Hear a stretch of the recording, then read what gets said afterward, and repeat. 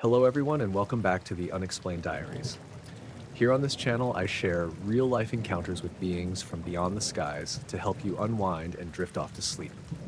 Before we dive in, I would love to hear from you. Leave a comment and let me know where you're tuning in from. Now, find a comfortable spot, relax, and let's begin. I was about halfway through the drive when my headlights dimmed. Not completely off, just dimmed. Like something passed in front of them for a second. The road ahead went darker than it should have been, like the beam got swallowed up. Then it snapped back to normal. I slowed down a bit, instinctively, even though there was nothing there. No car, no animal, nothing crossing the road. I was on a stretch of road outside Hexham, heading back toward Newcastle. It was late, around 1:30 a.m., and the weather had turned earlier.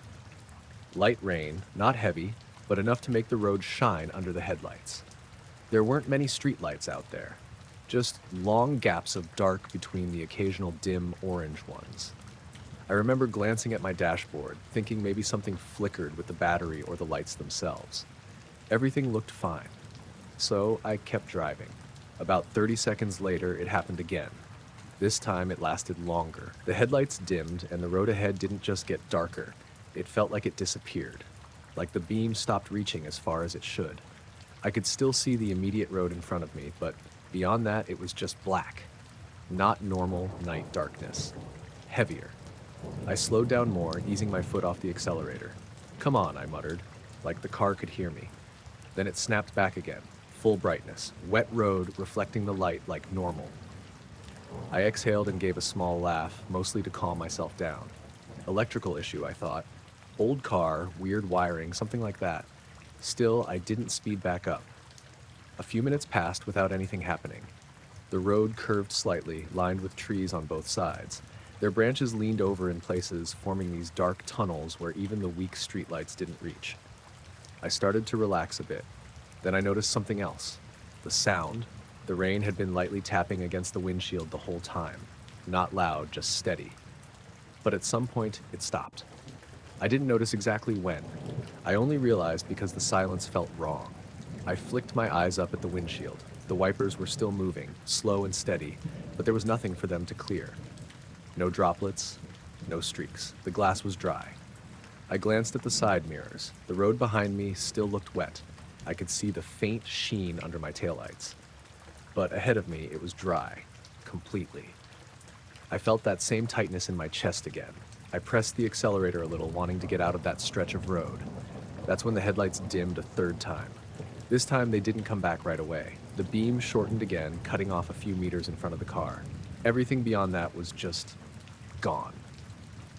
Like the road ended in darkness. I slowed almost to a crawl. My hands were tight on the wheel now. I leaned forward slightly, trying to see further ahead, like that would help. And then I saw it. Not clearly. Just a shape. Something darker than the darkness, right at the edge of where the headlights stopped. It wasn't solid. Not like a person or an animal. More like a distortion, like heat rising off asphalt in the summer. Except it was night and cold. It stayed in place as I moved forward, or maybe I was moving toward it. I couldn't tell. The ringing in my ears started then, quiet at first, but noticeable. Same high-pitched tone you get from electronics sometimes, but there was nothing around. I eased my foot onto the brake. The car slowed even more. The shape didn't move. It didn't react. It just stayed there, right where the light ended. I felt this strong urge to stop completely. Not panic, not fear exactly, just this pull to not get any closer. But I was already too close. The car rolled forward another few feet. The headlights flickered, and for a split second, everything went completely dark. Not just ahead of me. Everything. No dashboard lights, no headlights, nothing. Just black. Then it all came back at once. The headlights were full brightness again. The dashboard lit up, the road stretched out ahead like normal, and the shape was gone. I hit the accelerator without thinking, pushing the car faster than I should have on a wet road, or what should have been a wet road. I glanced at the windshield again, still dry. The wipers kept moving uselessly, squeaking slightly now against the glass. I reached over and turned them off. The silence got heavier. No rain, no wiper noise, just the engine and that faint ringing, still there, just under everything. I checked the time, 1:47 a.m. That didn't seem right. I was sure it hadn't been that long since the first flicker. Maybe a few minutes, 10 at most. I tried to think back, to piece together how much time had actually passed, but it felt slippery, like trying to remember a dream right after waking up. I kept driving. A few more minutes passed, and then I saw headlights coming toward me in the opposite lane. A car, finally. Relief hit me harder than I expected. As the car got closer, I slowed slightly, watching it. It looked normal, just a hatchback, nothing unusual. But as it passed me, something felt off. The driver didn't look at me, not in the usual way people glance as they pass. He just stared straight ahead, completely still. And his headlights, they dimmed as they passed my car, same way mine had. Just for a second, I checked my mirrors quickly. The car kept going, taillights steady, no sign of anything wrong. I turned my attention back to the road ahead. The rain started again, light at first, then steady, tapping softly against the windshield. I let out a breath I didn't realize I'd been holding. Everything looked normal again. Wet road, full headlights, trees lining the sides. The ringing in my ears faded slowly until it was gone. I drove the rest of the way home without anything else happening. When I pulled into my driveway, I just sat there for a minute, engine running, staring at nothing.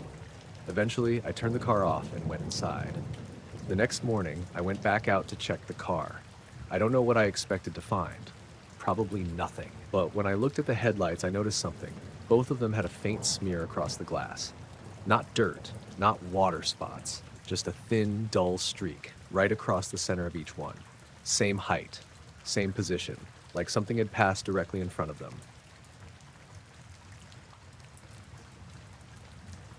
I noticed it right under my boots. I'd been standing on the same flat rock for maybe half an hour, casting out into the lake and getting nothing back. It was early morning, just before sunrise, and there was still a bit of fog hanging low over the water. The place was called Bleatarn, up in the Lake District. Quiet spot. Not many people that early. I'd gone with my friend Aaron, but he'd wandered off further down the shoreline to try a different spot. So, it was just me, the water, and that low gray fog. I reeled in my line and looked down for a second just to check my footing. That's when I saw it. A faint glow in the water, right below me. At first I thought it was just the reflection of the sky starting to brighten, but the color was wrong. It had this dull, pale blue tone to it. Not bright, not lighting anything up, just there. I leaned forward slightly, peering down. The water was completely still. No wind, no ripples. It looked like glass. The glow stayed in one place for a few seconds, then it moved. Not drifting, not spreading. It slid straight out from under me, moving away in a clean line toward the center of the tarn. I froze, rod still in my hand. There were no ripples. That's what stood out immediately. Anything moving through water should disturb it. Even a fish near the surface makes something. This didn't. The surface stayed perfectly smooth as the glow passed beneath it. I stepped back off the rock without really thinking, boots crunching softly on the gravel behind me. The glow kept going. Same speed, same straight path. It didn't change size, didn't fade or brighten, just moved. I watched it for as long as I could until the fog swallowed it up further out. Then it was gone. I stood there for a minute, trying to process what I'd just seen. Probably just a fish, I muttered, but I knew that wasn't right. Fish don't glow like that, and they don't move like that either. I looked around for Aaron. He was maybe 50 meters down the shore, back turned, focused on his own line. I thought about calling out to him, but I didn't. I wasn't even sure what I'd say. I went back to the rock, stepped up onto it again, and looked down into the water. Nothing. Just dark, still water. I stayed there a while longer, casting again, trying to ignore it. A few minutes passed, then I noticed something else. The fog was moving, not across the water like normal. It was pulling, slowly in one direction toward the center of the tarn. It was subtle, but you could see it if you focused. Thin strands of mist drifting inward like something was drawing them in. I glanced back at Aaron. He hadn't reacted to it. I stepped down from the rock again and walked a few paces along the shore, trying to get a different angle. The water still looked flat. Too flat, like it wasn't reflecting properly. I crouched down, bringing my face closer to the surface. That's when I saw the glow again, further out this time. Same color, same dull blue. It appeared suddenly, like it hadn't been there a second ago. And then it moved. Straight line again. Not toward me this time, parallel to the shore. I followed it with my eyes, turning slowly as it passed. Still no ripples, no sound, just that silent movement under the surface. My chest felt tight.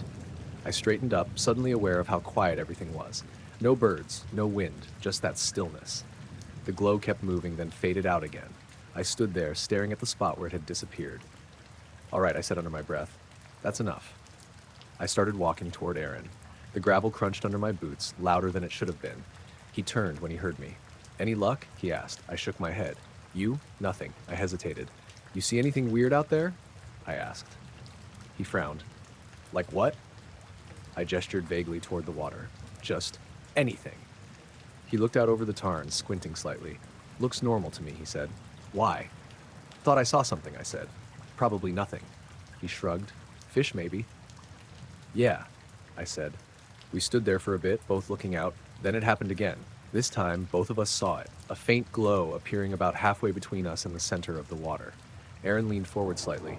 "You see that?" "Yeah," I said. We both watched it. It stayed still for a second. Then it moved. Straight toward us. I felt my stomach drop. It wasn't fast, but it wasn't slow either. Just steady. Closing the distance. Still no ripples. The surface of the water stayed perfectly smooth as it approached. Aaron took a step back. "What is that?" I didn't answer. I couldn't. The glow reached the shallows near the shore, right where the water met the gravel. Then it stopped. Just sat there, beneath the surface. A few feet from where we stood, we both stared at it. I could see it more clearly now. It wasn't a shape. It was more like a patch. Soft edges, slightly brighter at the center. It didn't illuminate the stones or the water around it, just existed. The silence pressed in again, heavier this time. I became aware of my breathing. Too loud, too fast. Aaron shifted beside me. "I don't like that." "Yeah," I said. Neither of us moved. We just stood there, watching it. Then slowly it started to move again. Not away, not sideways, up, straight up toward the surface. I felt myself lean back without thinking. The glow rose until it was just beneath the surface of the water. Then it stopped. For a second, nothing happened. Then it faded. Gone. The water stayed still. No disturbance, no sign anything had been there. Aaron let out a breath. "Nope, I'm done." He turned and started walking back up the path. I followed him without arguing. We didn't speak for a while, just walked. When we reached the car park, I glanced back at the tarn. The fog had settled again. Everything looked normal. Flat water. Still air. But just before I got into the car, I noticed something at the shoreline. A thin line, running along the edge of the water, where the glow had stopped. The stones there looked different, slightly darker, like they'd been wet longer than the rest, except the rest were already dry. I was lying on my back, just trying to fall asleep, when I noticed this faint glow behind my eyelids. It wasn't bright, just a soft pulsing, like when someone walks past your window with a flashlight, except slower. Rhythmic. At first I thought it was just my eyes playing tricks, so I kept them shut. The glow kept coming and going, steady, like it had a pattern. That's when I noticed the ringing in my ears. High-pitched, not loud, but constant, like the sound you get after a loud concert, except I'd been home all night. I opened my eyes. My room was completely dark, like darker than it should have been. Usually there's some light from the street lamp outside that comes through the curtains, but there was nothing. I couldn't even make out the shape of my dresser across the room. The ringing didn't stop. I just laid there, staring into the dark, waiting for my eyes to adjust. They didn't. It stayed pitch black, the kind of dark where you start to feel like your eyes are open but not working. I reached over to grab my phone from the nightstand. I remember exactly where I'd left it, but when I moved my hand, it felt off, like the distance was wrong. I knocked into something and froze. It wasn't my phone. It felt like smooth, cold, and it wasn't supposed to be there. I pulled my hand back immediately and just sat there, not moving. The ringing in my ears got slightly louder, or maybe I just focused on it more. I couldn't tell. After a few seconds, I tried again, slower this time. I reached out carefully and found the edge of the nightstand. That part was normal. I slid my hand across it until I felt my phone. No metal thing anymore. I grabbed the phone and turned the screen on. The light felt way too bright. I squinted and looked around. Everything looked normal. Bed, dresser, door, all where they should be. No metal object, nothing out of place. The time on my phone said 2:17 a.m. I remember thinking I must have half-dreamed that part, like when you wake up in the middle of a dream and things overlap for a second. It made enough sense that I convinced myself to relax. But the ringing didn't stop. I checked my notifications, mostly just to distract myself. No messages, no missed calls. I turned on the flashlight and pointed it at the nightstand. Nothing there. Just my book, a glass of water, and some random receipts. I turned the flashlight off and set the phone back down. As soon as the screen went dark, the room dropped back into that same heavy blackness. Not normal dark. It felt thicker, like it had weight to it. That's when I noticed the glow again. Not behind my eyelids this time. Through the curtains. It was faint but definitely there, a soft light leaking around the edges, pulsing the same way it had before. Slow, steady. I pushed myself up my elbows and just watched it. The ringing in my ears matched the rhythm of the light, or at least it felt like it did. I told myself it was probably a car outside, maybe someone idling with weird headlights or something, but it didn't move. The light didn't shift or flicker like headlights would. It just pulsed. I got out of bed and walked over to the window. The floor felt colder than usual, which I noticed right away. Not freezing, just colder than it should have been. I stood there for a second, hand on the curtain, hesitating. I don't know why. It's just a window, but something about the way that light was coming through made me pause. The ringing got louder, not painfully loud, just more present, like it was pushing everything else out. I pulled the curtain back. The street outside was empty. No cars, no people. The street lamp was off, which I'd never seen before. It's always on. The light wasn't coming from the street. It was coming from above. I tilted my head up slightly, trying to see where it was coming from, but I couldn't find a clear source. The sky looked wrong. Not cloudy, not clear, just dim. Like there was something between me and it, but I couldn't make out what. The pulsing got stronger. I stepped back from the window without really thinking about it. My chest felt tight, like I'd been holding my breath without realizing. That's when something tapped the glass. Not loud, just a soft, single tap. I froze. It came from the outside. I didn't want to look, but I did. Slowly. There was nothing there. Just my reflection, faint in the glass. The street behind me, empty. I stared for a few seconds, waiting for something to move. Another tap, same spot, same soft sound. I leaned closer to the window, trying to see better. My reflection shifted with me, and for a second I thought that's all it was. Then I realized something. My reflection wasn't moving exactly right. It was close, but slightly off. Like there was a delay or it was lagging behind me by just a fraction of a second. I pulled back quickly. The reflection didn't. It stayed there, leaning toward the glass. My stomach dropped. I blinked hard, and then it snapped back into place, matching me again like normal. The ringing spiked, sharp enough that I winced. I stumbled back from the window and nearly tripped over the edge of my bed. I didn't take my eyes off it.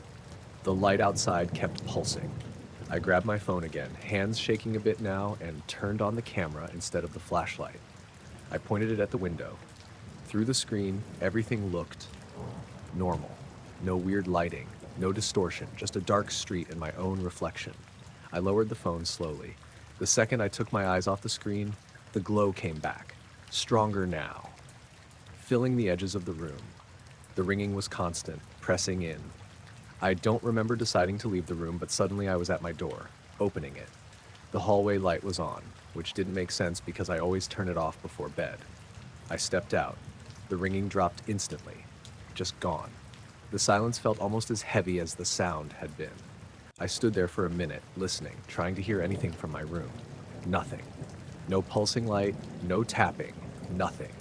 Everything felt normal again. I walked back in slowly. The room looked completely normal. Same dim light from the street lamp, like it had never gone off. No glow, no strange darkness. I checked the window. Nothing outside. I checked my phone. 3:02 a.m. I stared at that for a long time. I know it had been 2:17 when I first checked. I remember it clearly. There's no way I stood there for that long without noticing. I didn't go back to sleep. I stayed in the hallway until morning, just sitting against the wall with my phone in my hand. When the sun came up, everything looked fine. Everything looked fine, normal, like nothing had happened. But later that day, when I picked up my phone to charge it, I noticed something. There was a photo in my camera roll I didn't remember taking. It was just my bedroom window, taken from outside.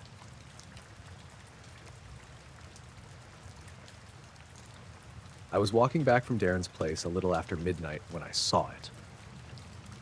It was quiet in that way suburban streets get late at night, where everything feels paused. No cars, no voices, just the low hum of something distant you can't place. It had rained earlier, so the pavement still looked dark and wet under the streetlights. I was halfway down Oak Ridge Close when I noticed a small white light hovering just above a parked car. At first I thought it was just a reflection, like maybe a porch light catching on the roof or something, but it didn't match anything around it. It sat about a foot above the car, dead still. No flicker, no movement, just there. I slowed down without really meaning to. The car was a silver Vauxhall Astra, parked on the left side of the street. I'd seen it before. I think it belonged to a woman named Carla, who lived a few houses down. Nothing unusual about it, except that light. It wasn't bright enough to light anything up. It didn't cast shadows. It just existed, like a small, solid dot. I stood there for maybe 10 seconds, just staring at it, trying to figure out what I was actually looking at. Then it faded out, not like it switched off. It just dimmed, slowly, evenly, until it was gone. I remember blinking a couple times, like I'd missed something, but there was nothing there anymore, just the car.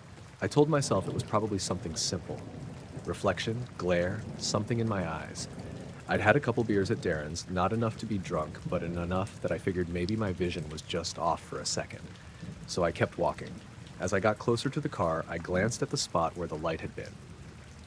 Nothing, just the smooth curve of the roof, still damp from the rain.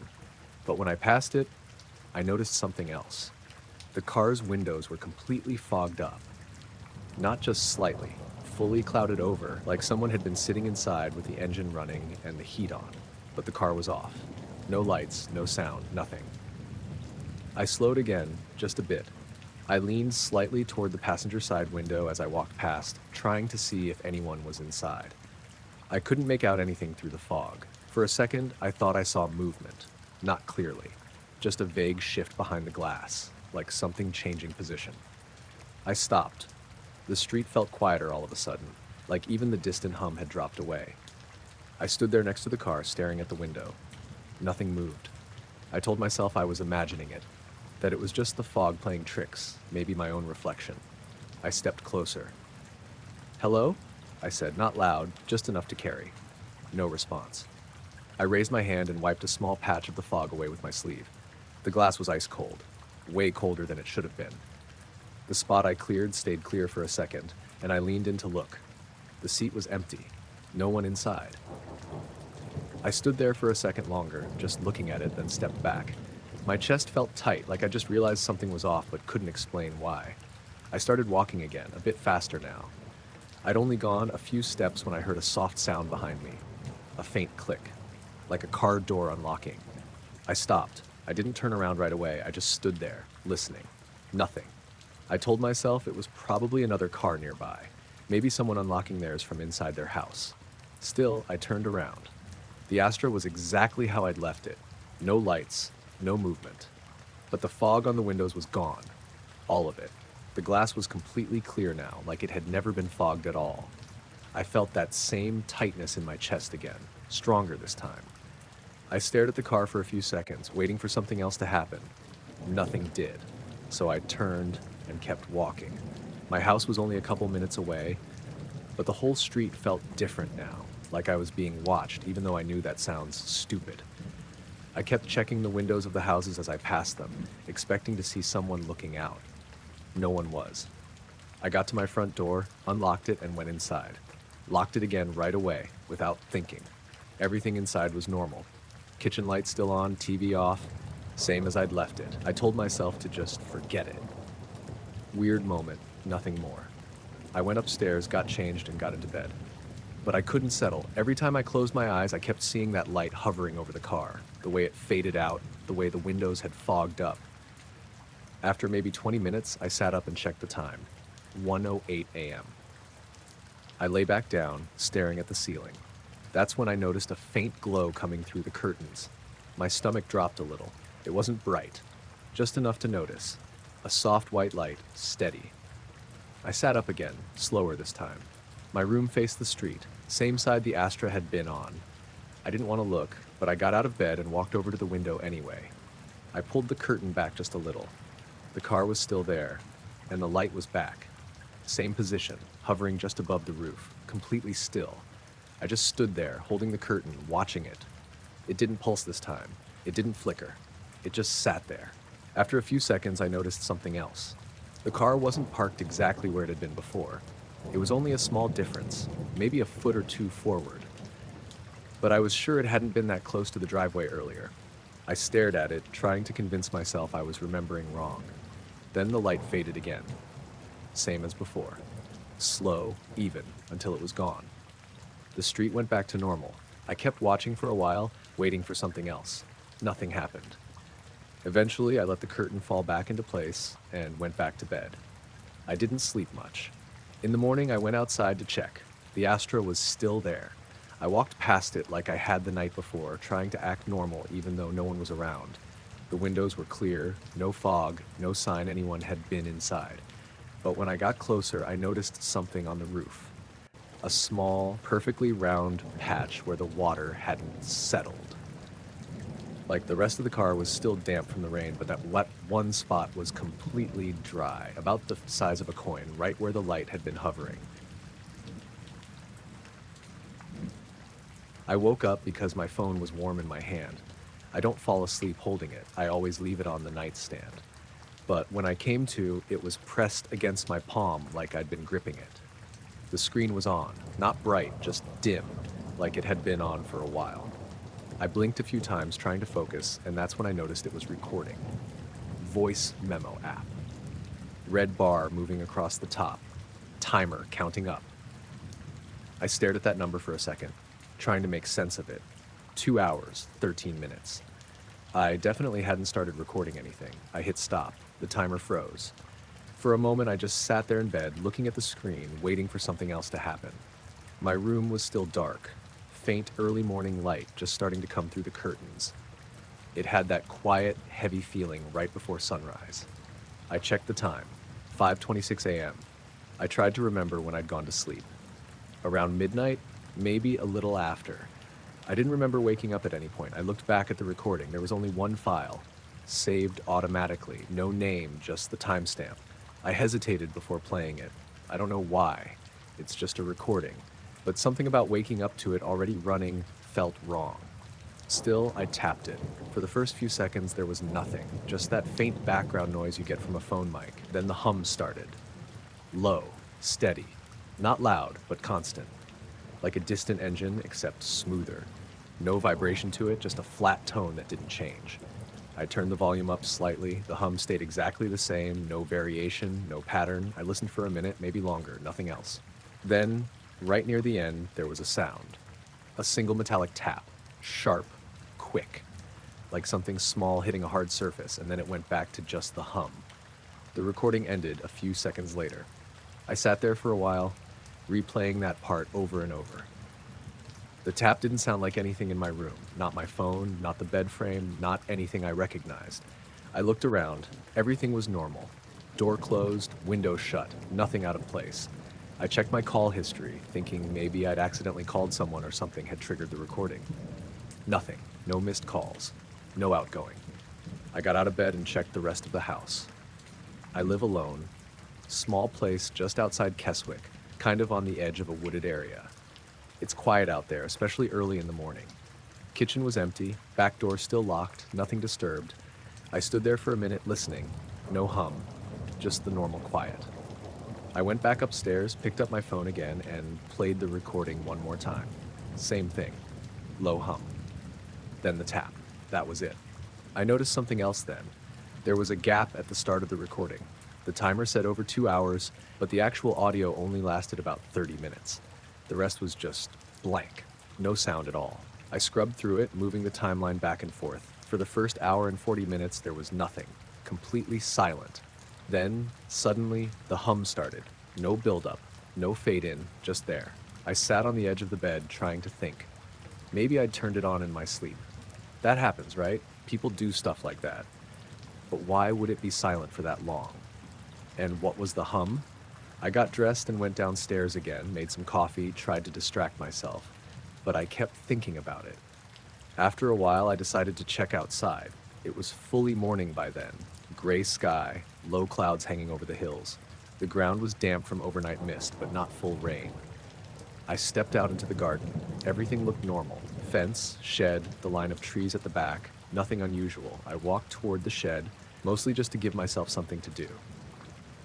Halfway there, I noticed something on the ground, a small dent in the grass. Not deep, just a slight depression like something had pressed down for a moment.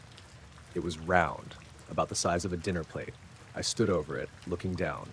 The grass inside the circle looked flattened but not broken, just pushed down evenly. I glanced around, checking for anything else like it. There were two more, all in a rough line, spaced a few feet apart, leading toward the back fence. I followed them slowly, each one the same size, same shape, same shallow depression. They stopped right at the fence. I looked up.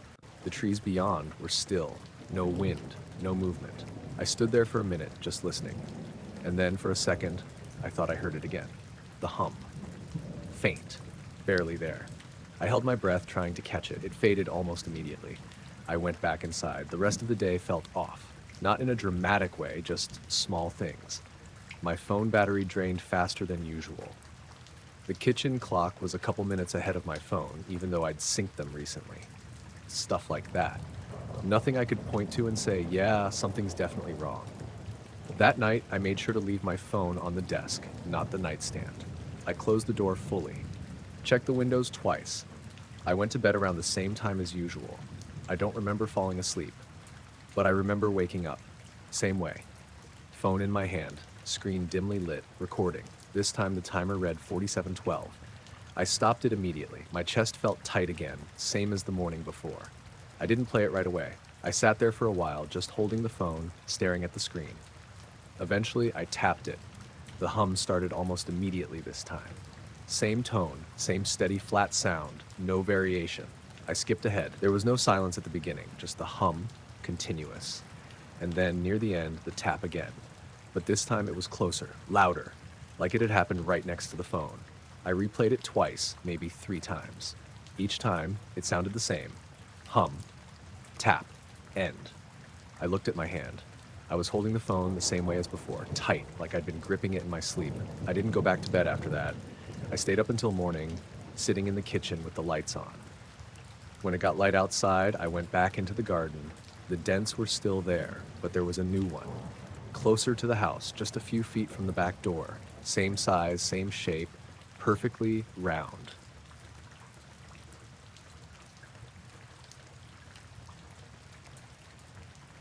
I was halfway through a backroad stretch outside Ely when I first saw it. It was late, just after 11, and the roads were empty.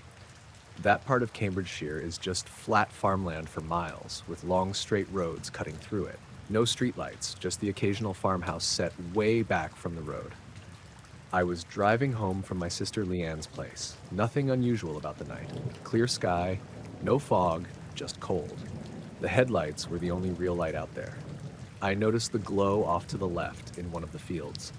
At first, I thought it was someone out there with a torch. It was low to the ground, maybe a few feet up, dim and steady, but it didn't cast light onto anything. The grass around it stayed completely dark. That's what made me look twice. Usually, even a weak light will spill onto something nearby. This one didn't. It just sat there like a dull spot in the air. I slowed down slightly, not enough to stop, some trussless cap, just enough to get a better look as I passed. The glow didn't move. It didn't flicker, just stayed there, fixed in place. Then, as I drove alongside it, it started to rise, straight up. No arc, no wobble, just a clean vertical movement like it was being pulled upward. I turned my head to keep it in view. It didn't get brighter or dimmer. It just kept that same faint glow as it went higher. After a few seconds, it faded out. Not far up either. Maybe as high as a 2-story house, and then it was gone. I checked my mirrors, half expecting to see it behind me again. Nothing. The field was just dark. I kept driving. For a while, I told myself it was something simple. Someone out in the field, maybe checking something. The way it rose didn't make sense, but I tried not to think about that part. A few minutes passed.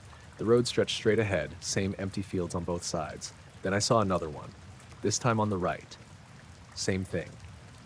Dim glow, low to the ground, not lighting anything around it. I slowed more this time. My eyes stayed fixed on it as I approached. It didn't react. No movement, no change. I rolled down my window slightly, just to listen. Nothing, no sound at all. No hum, no wind, nothing coming from that direction. As I got closer, I could see the shape a bit better. It wasn't a point of light. It had a slight spread to it, like a soft blur, but still contained. Like it had edges, but you couldn't quite see them. I slowed almost to a crawl. The car behind me, there wasn't one. The road was completely empty. I watched the glow. It stayed still until I was nearly parallel with it. Then it rose, same as before, straight up smooth, no acceleration or slowdown. I leaned slightly toward the passenger side window, trying to keep it in sight. It reached about the same height as the first one. Then it faded. Gone. I sat there for a second, foot hovering between brake and accelerator. My chest felt tight again. I didn't want to stop completely, but I didn't want to speed up either, so I just rolled forward slowly. That's when I noticed something else.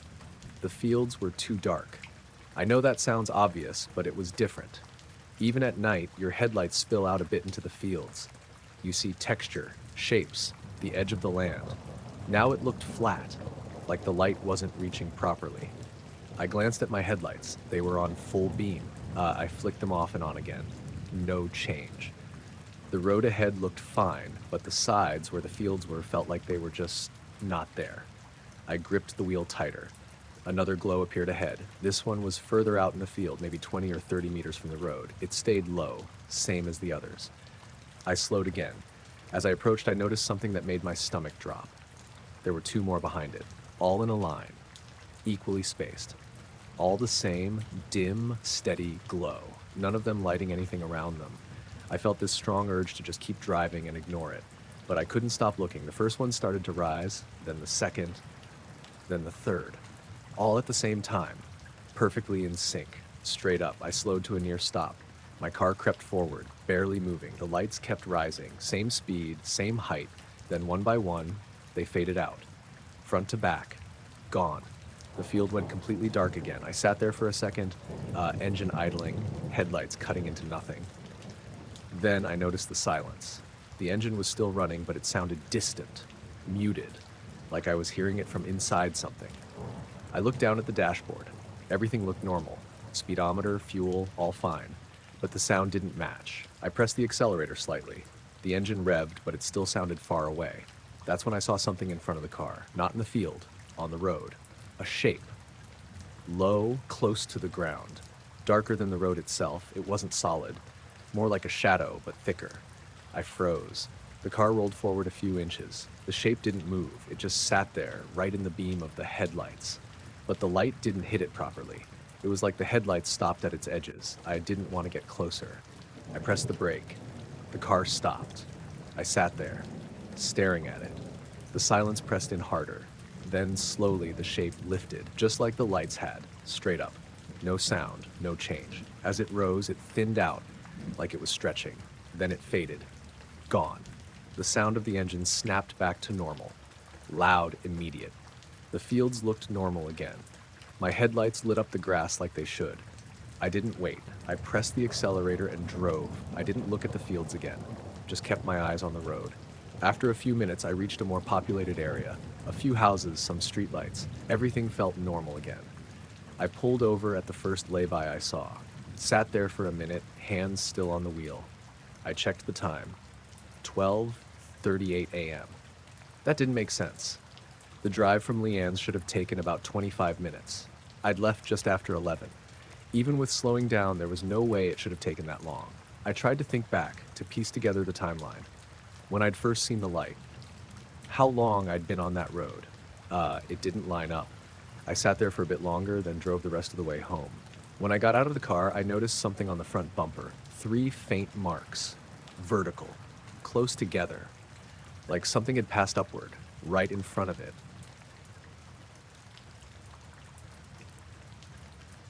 I was lying on the roof of my friend Callum's van when I noticed the star move. We'd parked up on this gravel pull-off above a valley near Glencoe.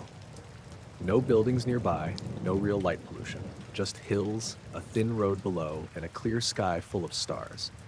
It was cold, but not freezing. Dry air, no wind. One of those nights where everything feels still. Callum had gone inside the van to grab a blanket or something. I stayed up on the roof, hands behind my head, just staring up. I wasn't really thinking about anything, just watching. That's when I noticed one of the stars drifting. At first, I assumed it was a plane. There's a few flight paths over that area, and you see them all the time at night. But planes blink. Red, white, steady patterns. This didn't blink. It just moved. Slowly, in a straight line, like it was sliding across the sky. I tracked it with my eyes for a bit, waiting for a flash or something to confirm it was a plane. Nothing. Callum, I said. Not loud, just enough to carry. You seeing this? No answer. I kept watching it. The movement was too smooth, no sound either. Usually you can hear planes out there, even if they're high up. A faint rumble, something. This was silent. It kept drifting, steady pace, no change in direction. Then it stopped. Stopped. Mid-sky. I sat up slightly, propping myself on my elbows. Callum, I said again, louder this time. Come here a sec. He opened the van door below me. What? That, I said, pointing. He climbed up beside me, following my finger. What am I looking at? That one. It was moving. He squinted. Looks like a star. It was moving, I said again. Like a plane, but no lights. We both watched it. It didn't move again, just sat there, exactly where it had stopped. Maybe it's just perspective or something, he said. Like it looked like it was moving. I didn't answer, because I knew what I'd seen. We lay there for a minute, both staring at it. Then it started to fade. Not quickly, not like it switched off. It just dimmed, slowly, evenly, until it was gone. Callum let out a small laugh. All right, that's weird. Yeah, I said. We kept watching the sky like something else might happen. Nothing did. After a while, he went back down into the van. I stayed up there. I couldn't stop looking at the spot where it had been. I started picking out other stars just to compare. None of them moved. Everything looked normal again. But I kept getting this feeling that I'd missed something. Like the movement had been part of something bigger and I'd only caught a piece of it. I don't know how long I stayed up there. Maybe 20 minutes, maybe longer. At some point, I noticed another one. Different part of the sky this time. Same thing. At first, it looked like a normal star. Then it started drifting, slower than the first one. I sat up again, more alert this time. Callum, I called. No response. I leaned over the edge of the van and looked down. The van door was closed, no light inside. I knocked on the roof lightly. You awake? Nothing. Nothing. I frowned and looked back up. The star was still moving, same smooth motion, no blinking, no sound. I watched it closely, trying to track its path. It wasn't straight this time. It curved slightly, just enough to notice. Then it stopped again. Same as before. Dead still. I didn't even bother calling Callum again. I just watched and waited. A few seconds passed, then it faded. Same slow dimming. Gone. I lay back down, but I didn't relax this time. My eyes kept scanning the sky, moving from one point to another, looking for anything else out of place. That's when I realized something. The sky felt off. Not visibly, exactly. All the stars were there in the same patterns, but something about the spacing felt wrong, like they were slightly closer together or further apart. I couldn't tell. It made it hard to focus on any one point. I blinked a few times, thinking maybe my eyes were just strained. Then I noticed the silence. It had gotten deeper. Before there'd been faint sounds. Wind brushing over the hills, maybe a distant car on the road. Now there was nothing. Not even the usual background hum you don't notice until it's gone. I sat up again, more slowly this time. Callum, I said, quieter now. Still no response. I swung my legs over the side of the van and dropped down. The gravel crunched under my boots, loud in the silence. I walked to the van door and pulled it open. Callum was inside, lying on the bench seat, but something looked off. It took me a second to figure out what. He was completely still, not like sleeping, just still. I stepped closer. Callum? No movement. I leaned in and nudged his shoulder. He shifted slightly like he was waking up. What? He mumbled. You asleep? Yeah, he said, eyes barely open. Why? You didn't hear me? Hear what? I hesitated. Nothing, I said. Just thought you were awake. He rolled over, pulling the blanket tighter. You coming in or what? In a minute, I said. I stepped back out and looked up again. The sky looked normal, stars in place, no movement. The silence felt less heavy now. I could hear the faint wind again. I stood there for a bit, trying to shake the feeling. Then I climbed back onto the roof. I lay down, staring up. Everything stayed still. No drifting lights, no fading stars. After a while, I must have dozed off, because the next thing I remember, it was morning. Gray sky, low clouds rolling over the hills. Callum was already outside making coffee on the little stove. "You were out cold," he said when he saw me. "Didn't move all night." "Yeah," I said, climbing down. I checked my phone, 9:12 a.m. That didn't seem right. I didn't remember falling asleep that early.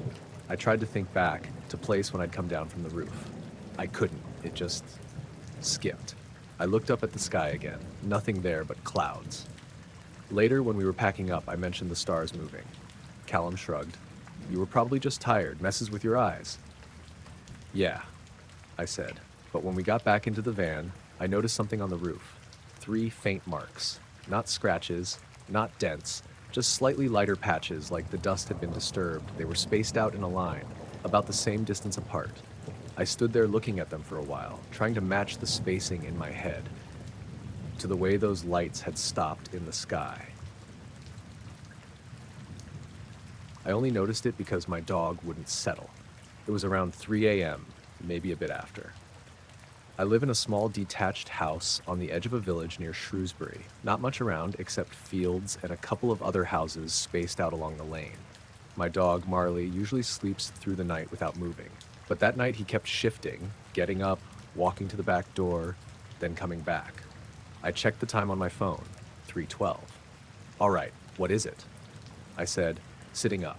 He didn't bark, just stood there, ears forward, staring toward the kitchen. I got up, pulled on a hoodie, and followed him downstairs. The house was quiet. No sounds from outside, no wind, nothing. The kind of silence that makes small noises stand out more than they should. Marley went straight to the back door and stood there, stiff. I flicked the light on. Nothing unusual. Garden looked the same as always. Fence, shed, patch of grass, the line of trees at the back. I waited a minute, watching. Marley didn't relax. Eventually, I let him out. He stepped outside slowly, not like he usually does. Normally, he bolts out, runs straight to the far corner. This time he stayed close to the door, sniffing the air more than the ground. I stood there, holding the door open, watching him. After a few seconds, he looked up. Not at me, past me, like he was tracking something above the house. I turned slightly, following his line of sight, but there was nothing there, just darkness. "Come on," I said, trying to sound normal. He didn't move. I stepped outside onto the patio. The air felt colder than it should have been. Not freezing, just sharp. I looked around again. Nothing. No lights, no movement, no sound. Marley suddenly backed up and pressed against my leg. That's when I heard it, a faint sound, almost like static, not coming from any direction in particular, just there. I held my breath, trying to isolate it. It stayed constant. Then it stopped. Just cut out. Marley turned and went straight back inside. I followed, shutting the door behind me.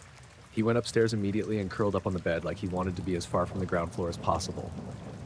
I stayed up for a bit, sitting on the edge of the bed, listening. Everything was quiet again.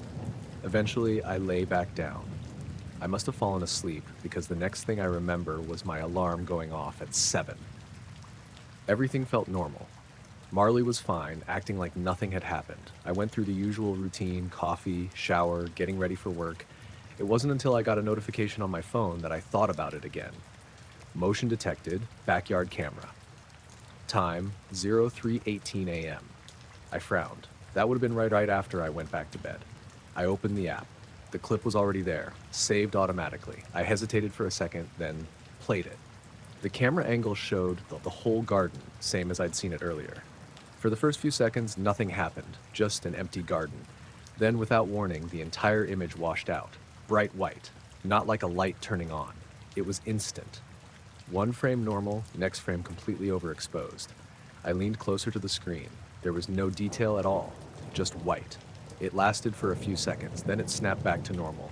Same garden, same angle, nothing out of place. I replayed it. Same thing, normal.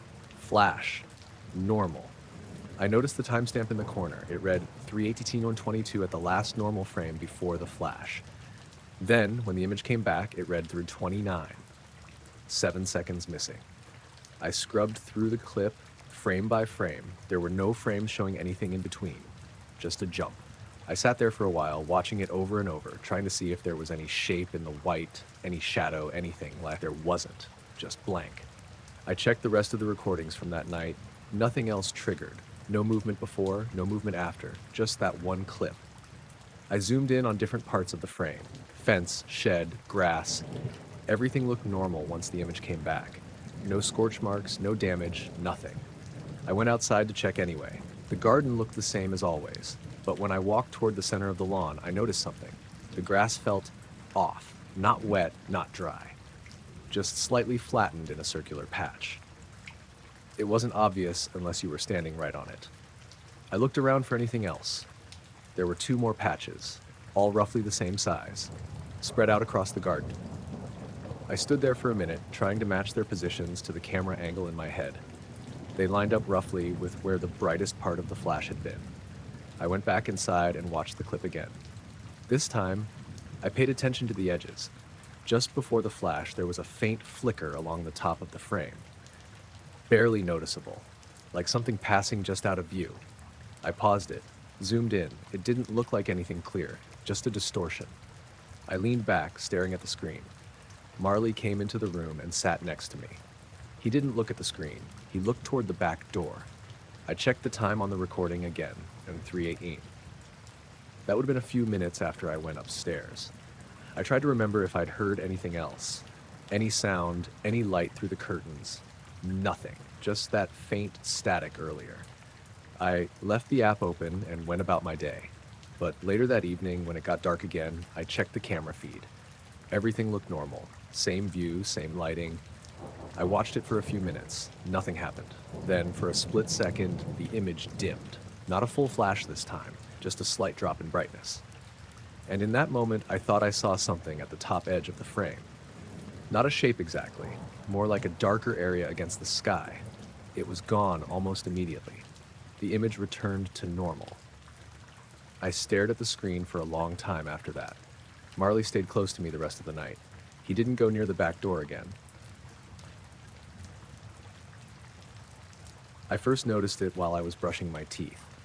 It wasn't loud, just a low hum, almost like a distant appliance running somewhere in the house.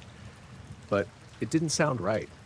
It felt wrong. It wasn't just in my ears. It felt like pressure, like when you're driving up a hill and your ears don't quite adjust.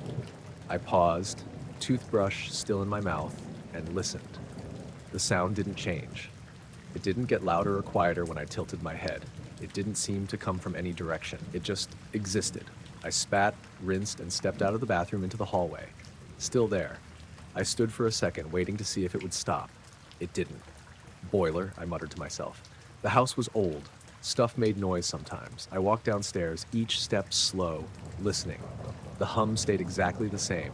No change in pitch, no fluctuation. The kitchen was dark. I hadn't turned any lights on yet. I flicked the switch. Nothing unusual. Fridge was off. Well, not off, but silent like it usually is between cycles. No washing machine running, no extractor fan. I opened the back door.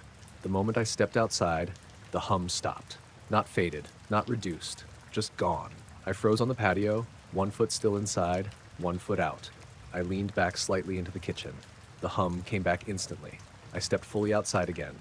Silence. I stood there for a few seconds, heart beating a little faster now. Then I stepped back in. The hum returned. Same intensity, same pressure. I frowned and shut the door. The sound didn't change. It wasn't coming from outside. It was inside. Or something about being inside. I walked through the house slowly, moving from room to room. The hum followed. Or maybe it didn't follow. It was just everywhere. Living room, same. Hallway, same. Upstairs again, same. It didn't matter where I went. It didn't change. I checked my phone, thinking maybe it was something electronic interfering. A notification sound glitching, something like that. Nothing. No apps open, no audio playing. I even turned it off completely. The hum stayed. I sat on the edge of my bed, trying to think. It wasn't painful, just uncomfortable. Like a constant pressure pushing inward from both sides of my head. I pressed my fingers against my ears. It didn't muffle it. That's what got to me. Normally, any sound changes when you block your ears. This didn't. I stood up again. All right, I said quietly, like saying it would help. I went back downstairs and opened the front door this time. stepped outside. Silence again. Clean, normal silence. I stood on the pavement for a minute, looking around. It was early morning. Gray sky, light drizzle just starting. The street was empty. Everything felt normal. I stepped back inside. The hum returned immediately. I shut the door slowly, staring straight ahead. It stayed, didn't fade, didn't change. I grabbed my keys. I didn't want to stay inside. I stepped back out, locked the door behind me, and stood there. The hum was gone. Completely. I stayed outside longer than I needed to, just standing there, letting the quiet settle. Eventually, I went to my car and drove to work. No hum in the car, no pressure. Everything felt normal again. I almost convinced myself it had been something minor. Maybe my ears were blocked or something. But when I got home that evening, the moment I stepped inside, it was back, same as before. Instant. Full. I shut the door behind me and stood there in the hallway. The house looked exactly the same as I'd left it. Nothing out of place. But the sound, no, the pressure, was there again. I dropped my bag and walked straight to the back door, opened it, stepped outside. Silence. I let out a breath I didn't realize I'd been holding. Then I stepped back in. The hum returned. I stood there, half in, half out, testing it. In hum. Out. Nothing. I did it a few times, just to be sure. It was consistent. I closed the door again. The pressure settled back in. I went upstairs, trying to ignore it, changed clothes, sat on the bed. It didn't ease, didn't shift, just stayed constant. That's when I noticed something else. The air felt different. Not temperature, just density. Like the space inside the house was slightly thicker, hard to explain, but it made breathing feel a bit more noticeable. I stood up again, walked to the window, opened it. Leaning out slightly, the hum faded, not completely, but enough to notice. I pulled back inside. It returned to full strength. I closed the window, sat there for a second. Then I went downstairs again. I needed to figure out where it was strongest. I moved slowly through each room, stopping in different spots. Kitchen, living room, hallway. It was the same everywhere, except one place, near the back wall, close to where the garden started. The hum felt heavier there, more pressure. I stood still, focusing on it. My ears popped slightly, just once, then settled. I frowned and stepped closer to the wall. The pressure increased. Not painfully, just enough to make me uncomfortable. I placed my hand on the wall, cold, colder than the rest of the house. I kept my hand there for a few seconds. The hum didn't change, but I felt something else, a faint vibration, not through my hand, through my arm, like it was traveling up from the contact point. I pulled my hand back. The vibration stopped. I stepped away from the wall. The pressure eased slightly. Not gone, just less intense. I stood there staring at it. The wall looked completely normal. No marks, no damage, just brick and plaster. I stepped back again. The hum returned to its usual level. I turned and walked straight to the front door. Opened it. Stepped outside. Silence.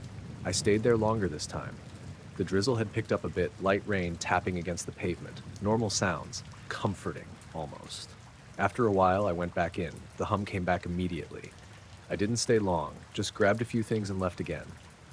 I spent most of the evening outside, walking around the block, sitting in my car, anything to avoid going back in. Eventually, I had to. It was getting late. I stepped inside, closed the door, and stood there. The hum settled in around me, same as before. I didn't bother turning on the lights. I just went upstairs and lay down. The pressure didn't stop. It stayed constant. I stared at the ceiling, listening to it, feeling it. At some point, I got up and went to the window again, opened it, leaned out. The hum faded. I looked out into the garden, dark, still. Then I noticed something, near the back wall, just above the fence line, a faint distortion, barely visible, like the air was bending slightly. I blinked. It stayed. I leaned further out. The hum dropped more. The distortion shifted. Not much, just a slight movement to the side. I pulled back inside. The hum returned. I stepped away from the window. The distortion was no longer visible from inside. I stood there for a long time, not moving, just listening to the pressure in my ears. Eventually, I closed the window and lay back down. I didn't sleep much. The next morning, I went straight outside again. The silence felt normal, clean. I walked around to the back of the house, stood near the wall. Nothing. No distortion, no sound. Everything looked exactly how it should. But when I stepped back inside, the hum was still there. I was sitting by the fire when everything went quiet. not gradually, not like the usual drop in sound when the wind dies down or the insects settle. It just cut out. 1 second there were crickets, leaves shifting, the soft crackle of the fire. The next, nothing. It took me a second to even register it. My brain kept expecting the noise to come back, like it was a gap between sounds. But it didn't. I was camping alone in Kielder Forest, not too far from one of the marked trails, but far enough that I couldn't see any lights or hear any roads. I'd picked a small clearing I'd used once before, surrounded by tall pines. It was late, maybe just after midnight. The fire had burned down to embers, just enough to keep a faint glow going. I remember sitting there, holding a mug of tea, staring into the coals when the silence hit. I looked up slowly. The trees stood completely still. No wind. That wasn't unusual on its own, but there should have been something. Owls, insects, distant movement. There's always something in a forest at night. I set the mug down carefully. Even that felt too loud. I listened. Nothing. Not even the faint background hum you don't notice until it's gone. My ears started to ring slightly, like they were trying to fill the gap. I stood up, turning slowly in place. "Hello?" I said, just to hear something. My voice sounded wrong, flat, like it didn't carry properly. It didn't echo at all. It just stopped. I frowned and stepped away from the fire into the darker edge of the clearing. The ground felt normal under my boots. Pine needles, soft soil. I took a few more steps, looking between the trees. That's when I saw it. A faint shimmer. At first, I thought it was just my eyes adjusting to the dark, like when you stare too long and things start to blur. But this was different. It was a vertical distortion, about the height of a person, maybe a bit taller. Not solid. More like heat haze, but there was no heat. It moved, slowly between the trees. I froze. It didn't make a sound, didn't disturb the branches or the ground. It just slid between them like it wasn't fully there. My chest tightened. I took a step back without thinking. The shimmer paused. Not abruptly, just stopped moving. I couldn't see any detail inside it. No shape, no outline. Just that distortion, like the air was bending. I held my breath. It stayed still for a few seconds. Then it moved again. Closer this time. Not directly toward me, slightly angled like it was circling. I took another step back, closer to the fire. The silence pressed in harder. It felt thick. I tried to listen for anything. My own breathing, the fire, anything to ground myself. But even the fire had gone quiet. No crackling, no popping. Just that faint glow. The shimmer passed behind a tree. For a second I lost sight of it. Then it appeared again on the other side. Same slow movement. I felt this urge to keep my eyes on it, like if I looked away it would be closer when I looked back. So I didn't blink, didn't move, just watched. It moved another few steps between the trees. Then it started to thin, not fading exactly. More like it was stretching out, losing its shape. The distortion became weaker, harder to see. Then it dissolved. Gone. I stood there, staring at the spot where it had been.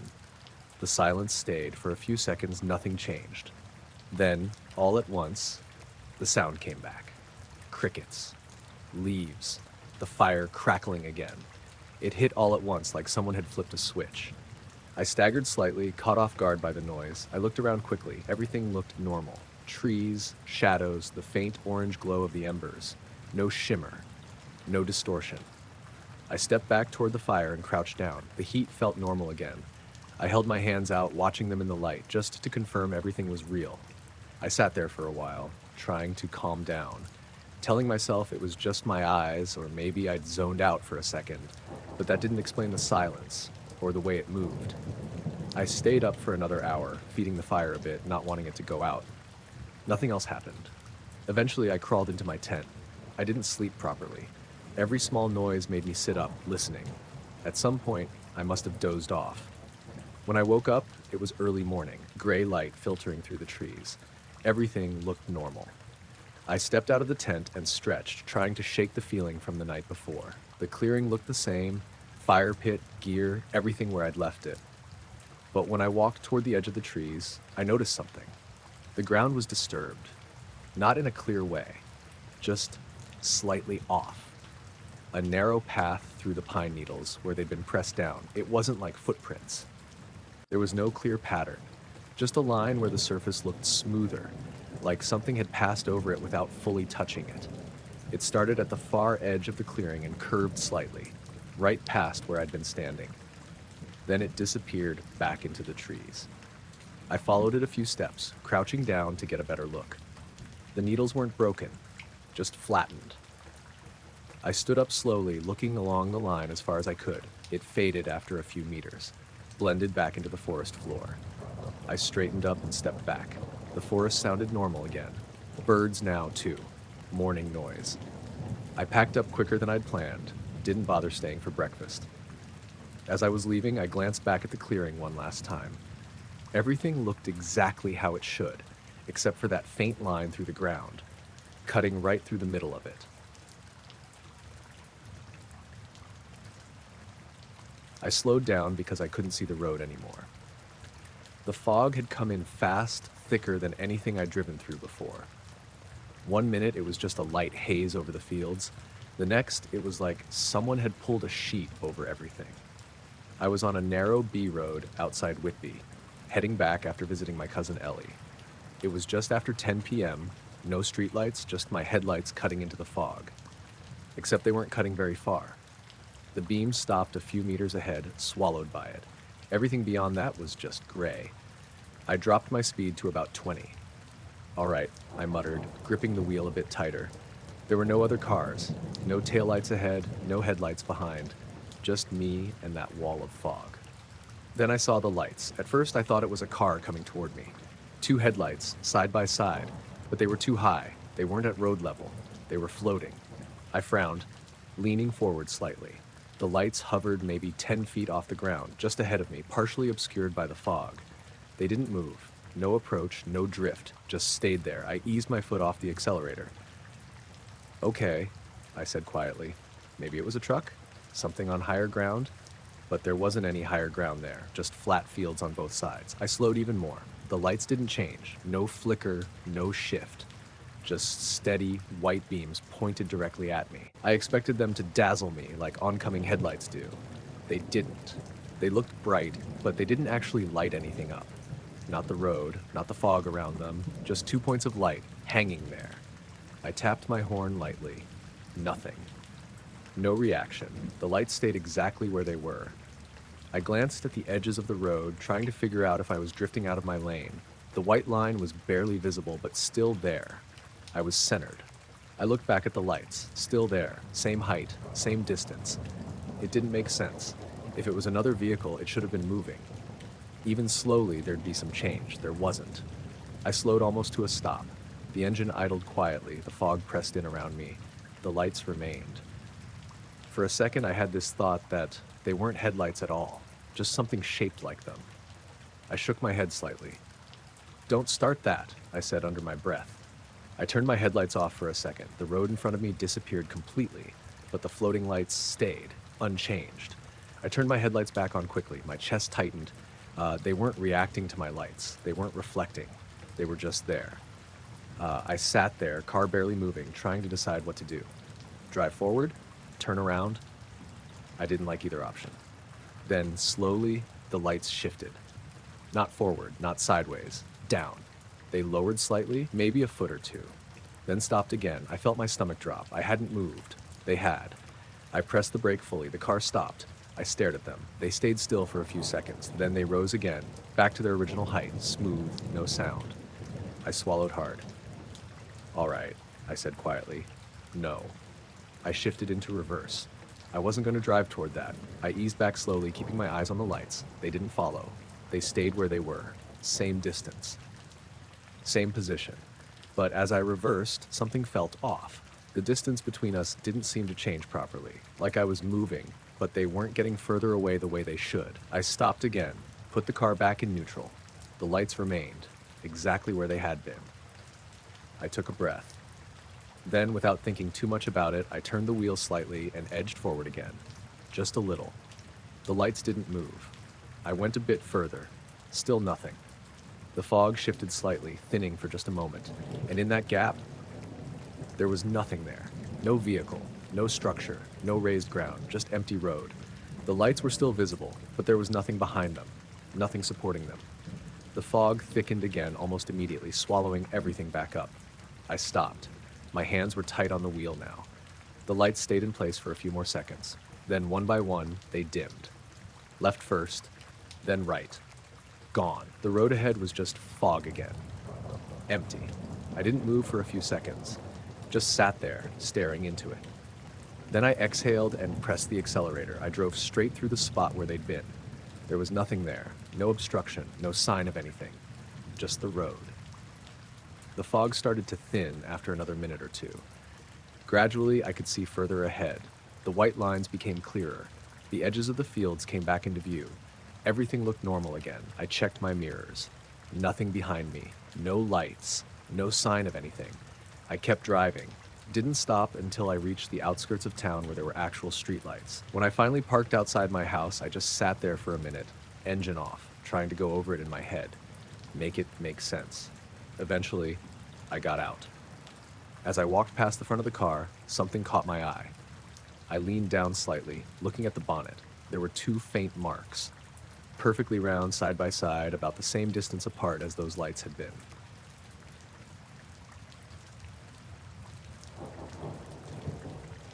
I woke up already sitting halfway upright. I don't remember opening my eyes first.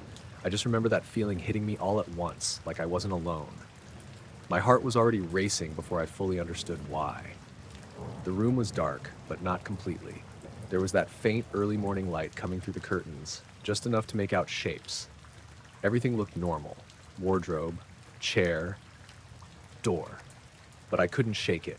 That feeling that someone had just been there. Not hiding, not watching, just present. I stayed still, listening. Nothing. No footsteps, no breathing, no movement. Just the usual quiet of the house. I reached over slowly and grabbed my phone from the nightstand. 4:41 a.m. Too early for anything normal. I sat there, staring into the dim room, trying to convince myself it was just one of those things. A dream bleeding into waking up. But something felt off. The air. It was warmer on one side of the room. I turned my head toward the window. The curtains were closed, but not fully. There was a small gap where they didn't quite meet in the middle. That's where it felt different. I swung my legs over the side of the bed and stood up. The floor felt normal under my feet, cold, like it always did. I took a few slow steps toward the window. The warmth got more noticeable the closer I got. Not hot, just slightly above the rest of the room, like standing near something that had recently been giving off heat. I stopped a couple of feet away. The curtains were still. No breeze. The window was shut. I always keep it closed at night. I reached out and touched the fabric. Cool. I slid my hand along the edge and pulled it open slightly. The glass was clear. No condensation, no marks.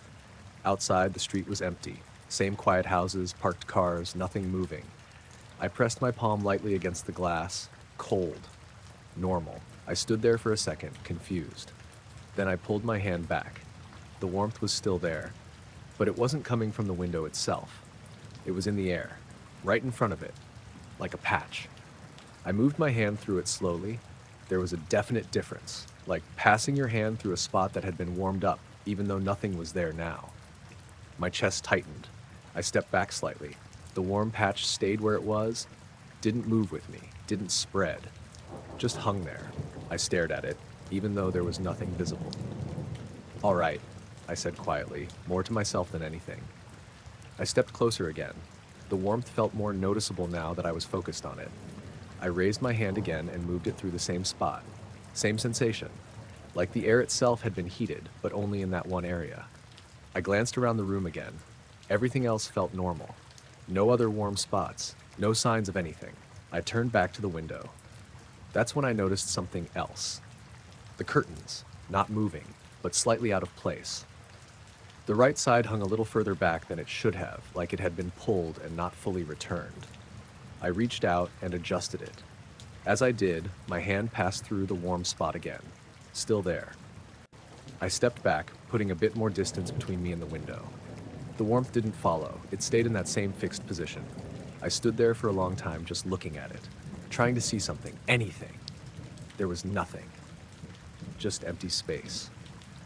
Eventually, I went back to bed. I didn't lie down straight away. I sat on the edge, watching the window.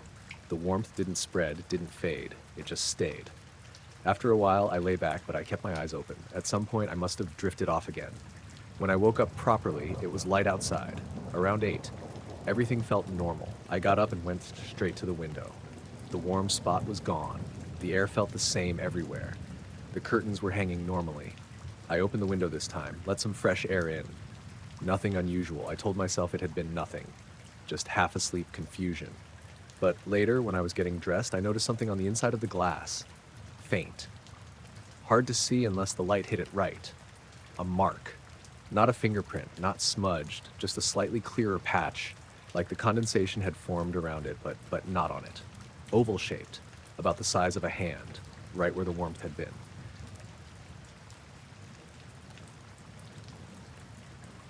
I noticed it because of the reflection. I was driving back from a late shift somewhere between Buxton and Macclesfield on one of those long, empty roads that cut through open land. No houses, no streetlights, just fields and the occasional stone wall.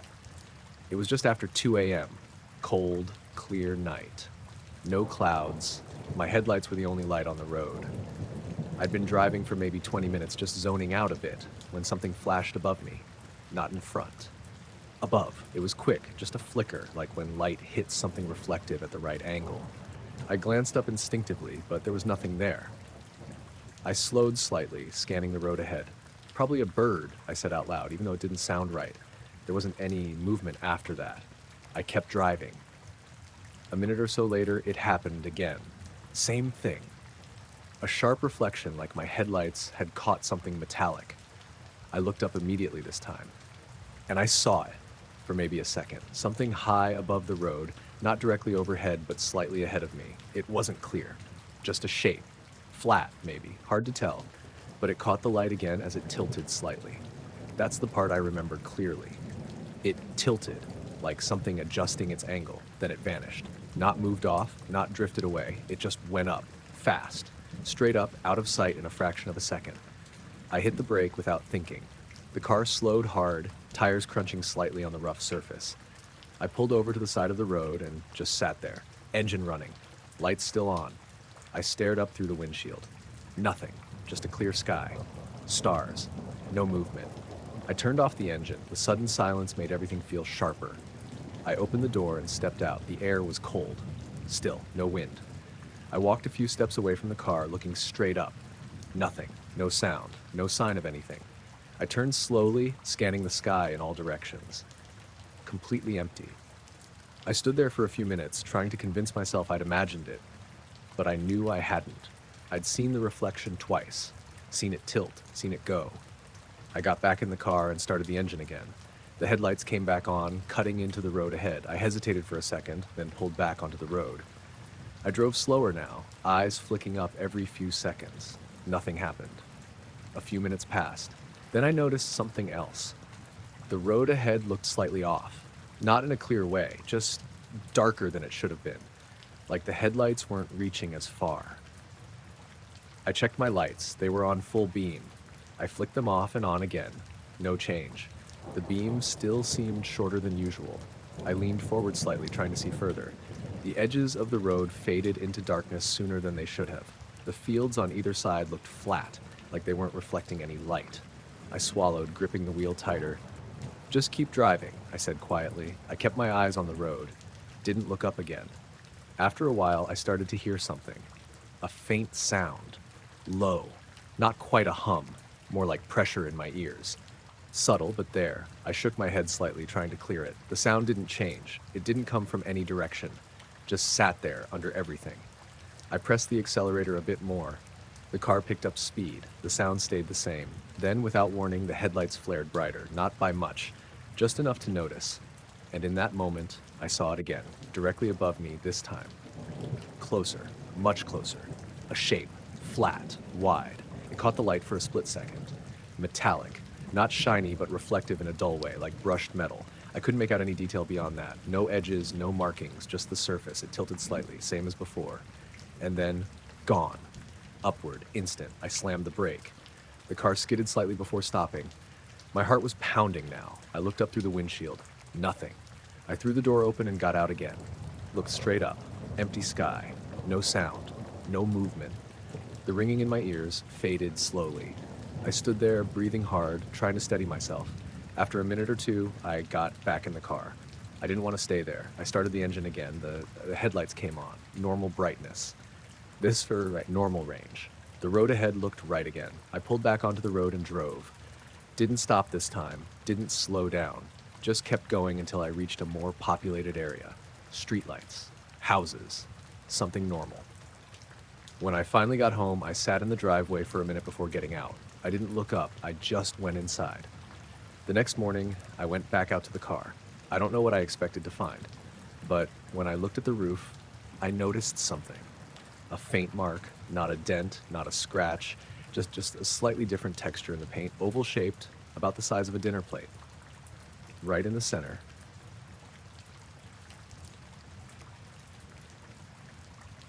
The power went out without any warning.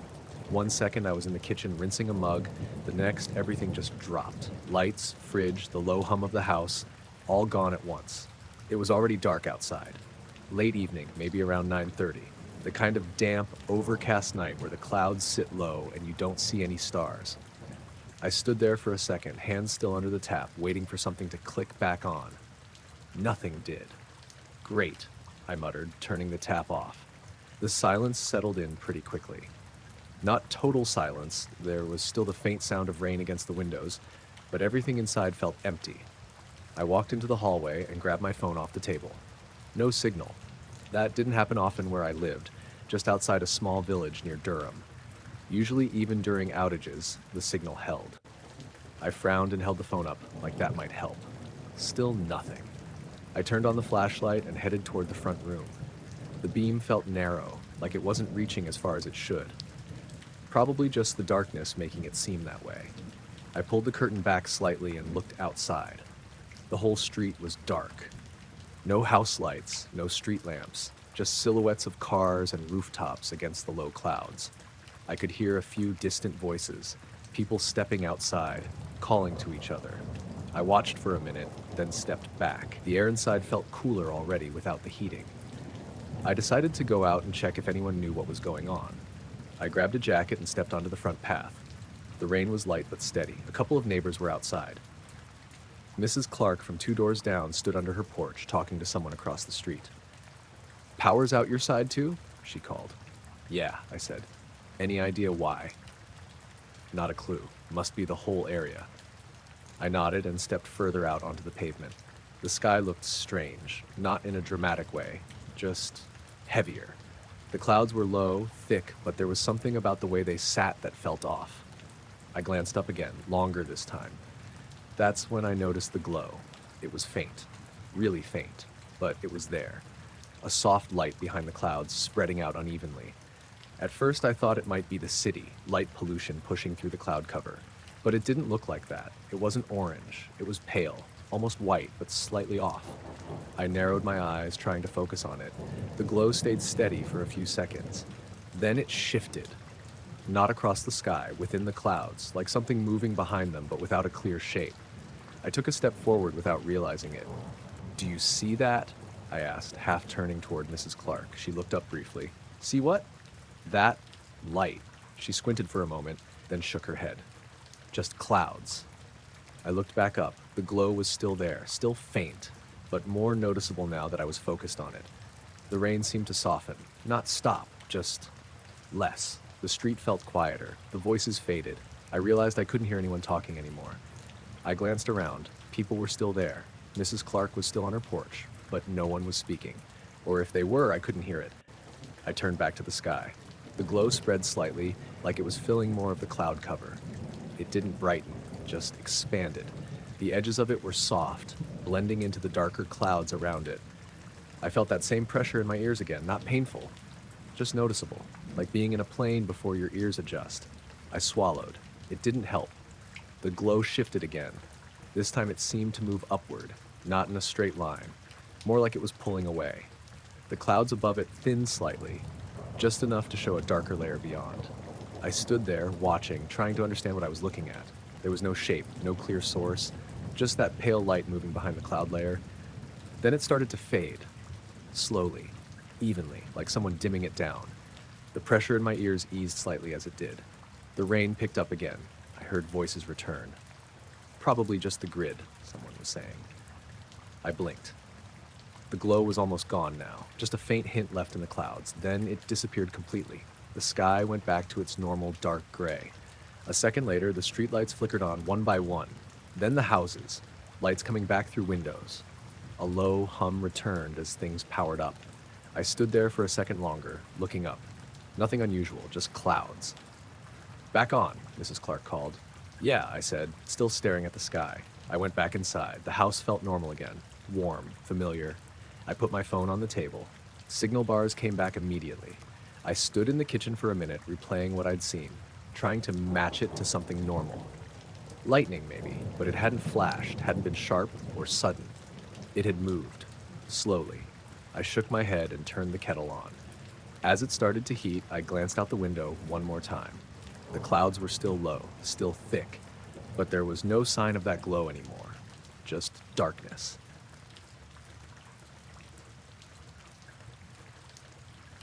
I felt it through the seat before I heard anything. Just a quick vibration, like someone had tapped the underside of the car. Not hard, not enough to jolt me, just enough that I noticed it. I looked up from my phone straight away. The engine was off. Keys out. I'd been parked there for a while. I was in a small lay-by just outside Aberystwyth, overlooking the coast. It was late, around midnight, and I'd pulled over after a long drive because I was too tired to keep going. There were no other cars around, no houses nearby, just the road, a low stone wall, and the drop down toward the water somewhere out in the dark. I sat still, listening. Nothing. No follow-up sound. No engine noise, no footsteps, no wind. Just the quiet. I shifted slightly in the seat. No vibration this time. "Probably nothing," I said under my breath. I went back to my phone for a second, then paused. Something felt off. I glanced up at the rearview mirror. There was a faint glow, not bright, just enough to notice. It wasn't lighting anything up in the car, it just sat there in the mirror. It felt like it sat there in the mirror, like a dull patch of light in the reflection. I frowned and leaned forward slightly, trying to get a back window looked normal beyond it. Dark, empty. The glow didn't seem to be coming from outside in a normal way. It wasn't like headlights. It didn't flare or reflect properly. It just stayed. I twisted slightly in my seat and looked over my shoulder. Nothing. Just darkness. I turned back to the mirror. The glow was still there. Same position. Same faint intensity. I reached up and adjusted the mirror slightly. The glow moved with it, stayed centered in the reflection. That's when I felt the vibration again, stronger this time. A short, low tremor through the seat and the floor, like the car had briefly settled on something. I froze. The glow in the mirror flickered. Not like a light turning on and off, more like it shifted, changed shape slightly, then held again. My chest tightened. I put my phone down on the passenger seat. The silence outside felt heavier now. I listened carefully, still nothing. No engine, no wind, no distant traffic, just that empty quiet. I slowly reached for the door handle. I didn't open it yet, just held it. The glow in the mirror stayed steady. I leaned forward again, squinting at it. It wasn't a clean shape, more like a soft patch, slightly oval, faintly brighter at the center. I swallowed. All right, I opened the door. The moment I stepped out, the glow vanished, completely. The mirror just showed darkness again. I stood there beside the car, door still open, looking around. The air was cold, still, no sound. I walked slowly around to the back of the car. Nothing there. No lights, no movement. I looked out toward the road, empty, then toward the drop-off. Too dark to see much, just the suggestion of the landscape falling away. I stood there for a minute trying to hear anything. Nothing. I walked back to the driver's side and leaned in, looking at the mirror again. No glow. Just my own reflection, faintly visible. I hesitated. Then I got back in and closed the door. The moment it shut, the glow returned, exactly where it had been before. Same faint patch in the mirror. I felt the vibration again.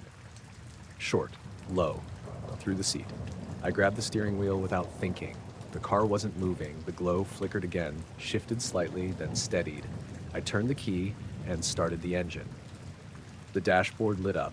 The headlights came on. The glow in the mirror didn't change. Didn't get washed out, didn't react to the light. It just stayed. I checked the side mirrors. Nothing unusual. I checked over my shoulder again. Nothing. But when I looked back at the rear view, the glow had moved. Slightly higher now. Still centered in the mirror, but higher, like it had risen. I felt the vibration again. Longer this time. A low, steady hum through the seat and pedals. Not loud, just enough to feel. My ears picked up a faint pressure. Same kind of sensation you get when something changes in the air. I tightened my grip on the wheel. "All right, I'm leaving," I said, even though I was alone.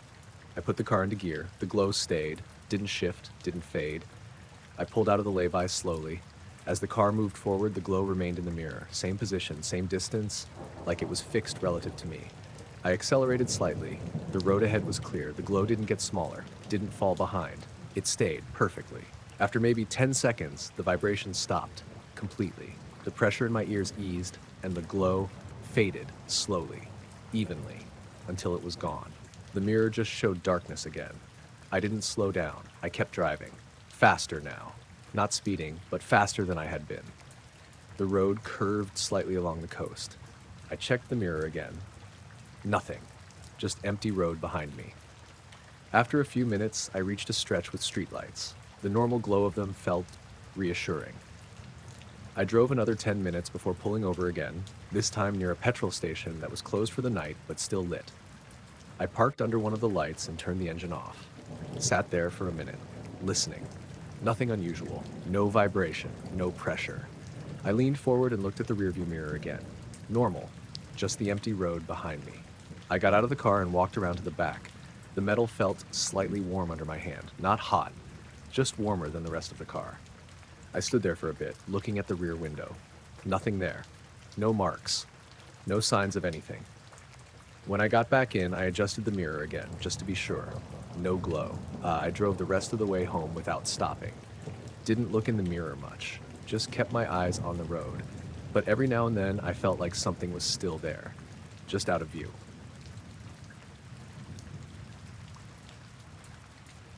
I noticed the compass before I noticed anything else. It was subtle at first, just a slight wobble in the needle when I checked it, like it hadn't settled properly. I tapped the casing with my finger, thinking it was just stuck.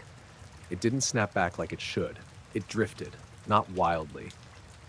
Just a slow, steady movement off north, then back, then off again. I frowned and held it still in my hand. "Come on," I muttered. I was on a ridge path in the Peak District, somewhere above a dale.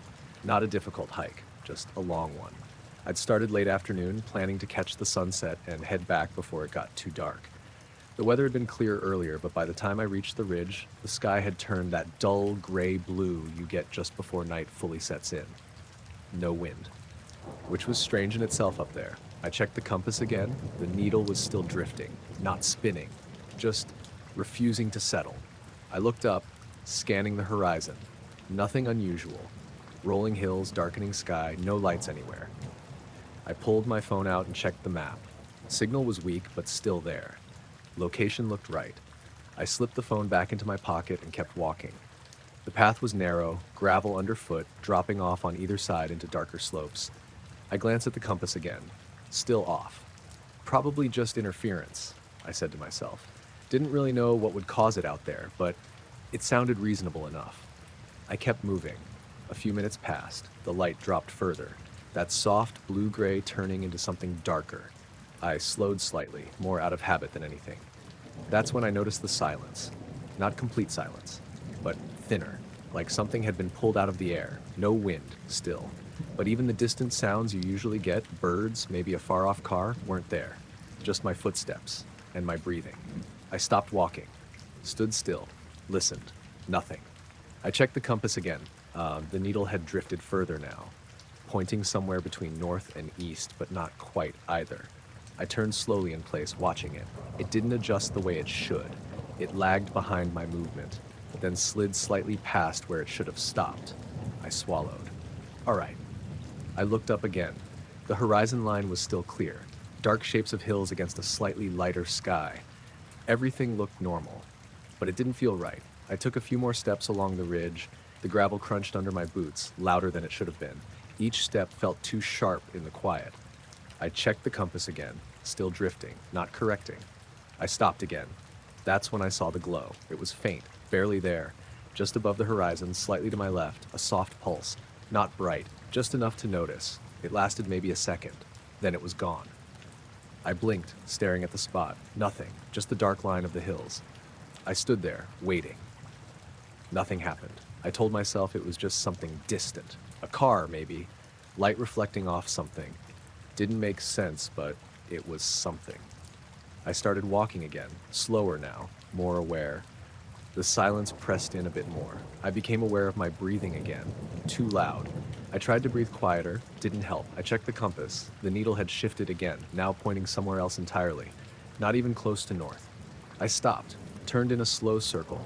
The needle followed, but not correctly. It moved like it was delayed, like it was catching up.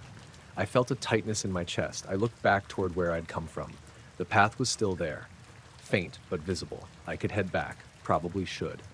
I turned slightly, angling my body that way. The compass needle slid again, then stopped, pointing directly ahead, not north, just ahead. I frowned. That wasn't how it should work. I lifted it higher, holding it steady. The needle didn't move. I lowered it, still fixed. I looked up. The horizon in front of me looked the same as before, but something felt off, like the distance was wrong, like it was closer than it should be. I took a step forward, then another. The silence deepened. Even my footsteps sounded duller now, less sharp. I glanced back again. The path behind me looked slightly blurred. Not visibly, exactly, just harder to focus on. I turned back toward the front. That's when the glow came again. Same spot, just above the horizon. A soft pulse, brighter this time, still not illuminating anything around it, just existing. It held for a fraction longer, then faded. Gone. I stopped walking. My hands felt cold. I checked the compass again. The needle was still pointing forward, unmoving. I turned slowly to the right. The needle didn't follow. It stayed fixed. I turned further. Still didn't move. It was no longer responding to direction. It was locked. I looked up again. The horizon felt closer now. I couldn't explain it.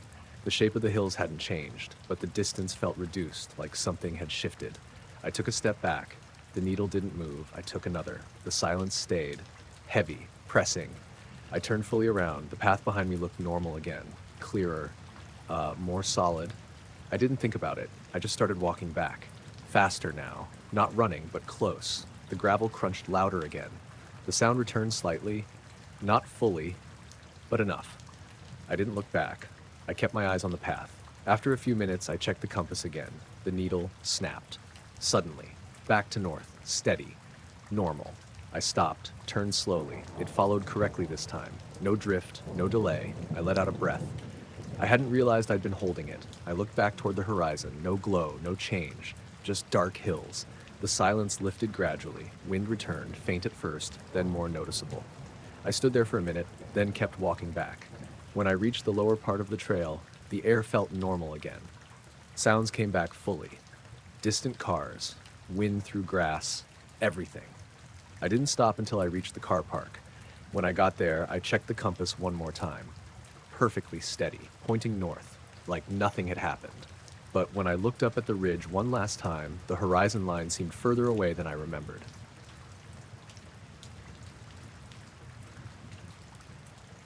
I didn't think anything of it until Mrs. Patel knocked on my door. It was just after 9 in the morning. I'd barely had coffee, still half out of it, when I heard the knock.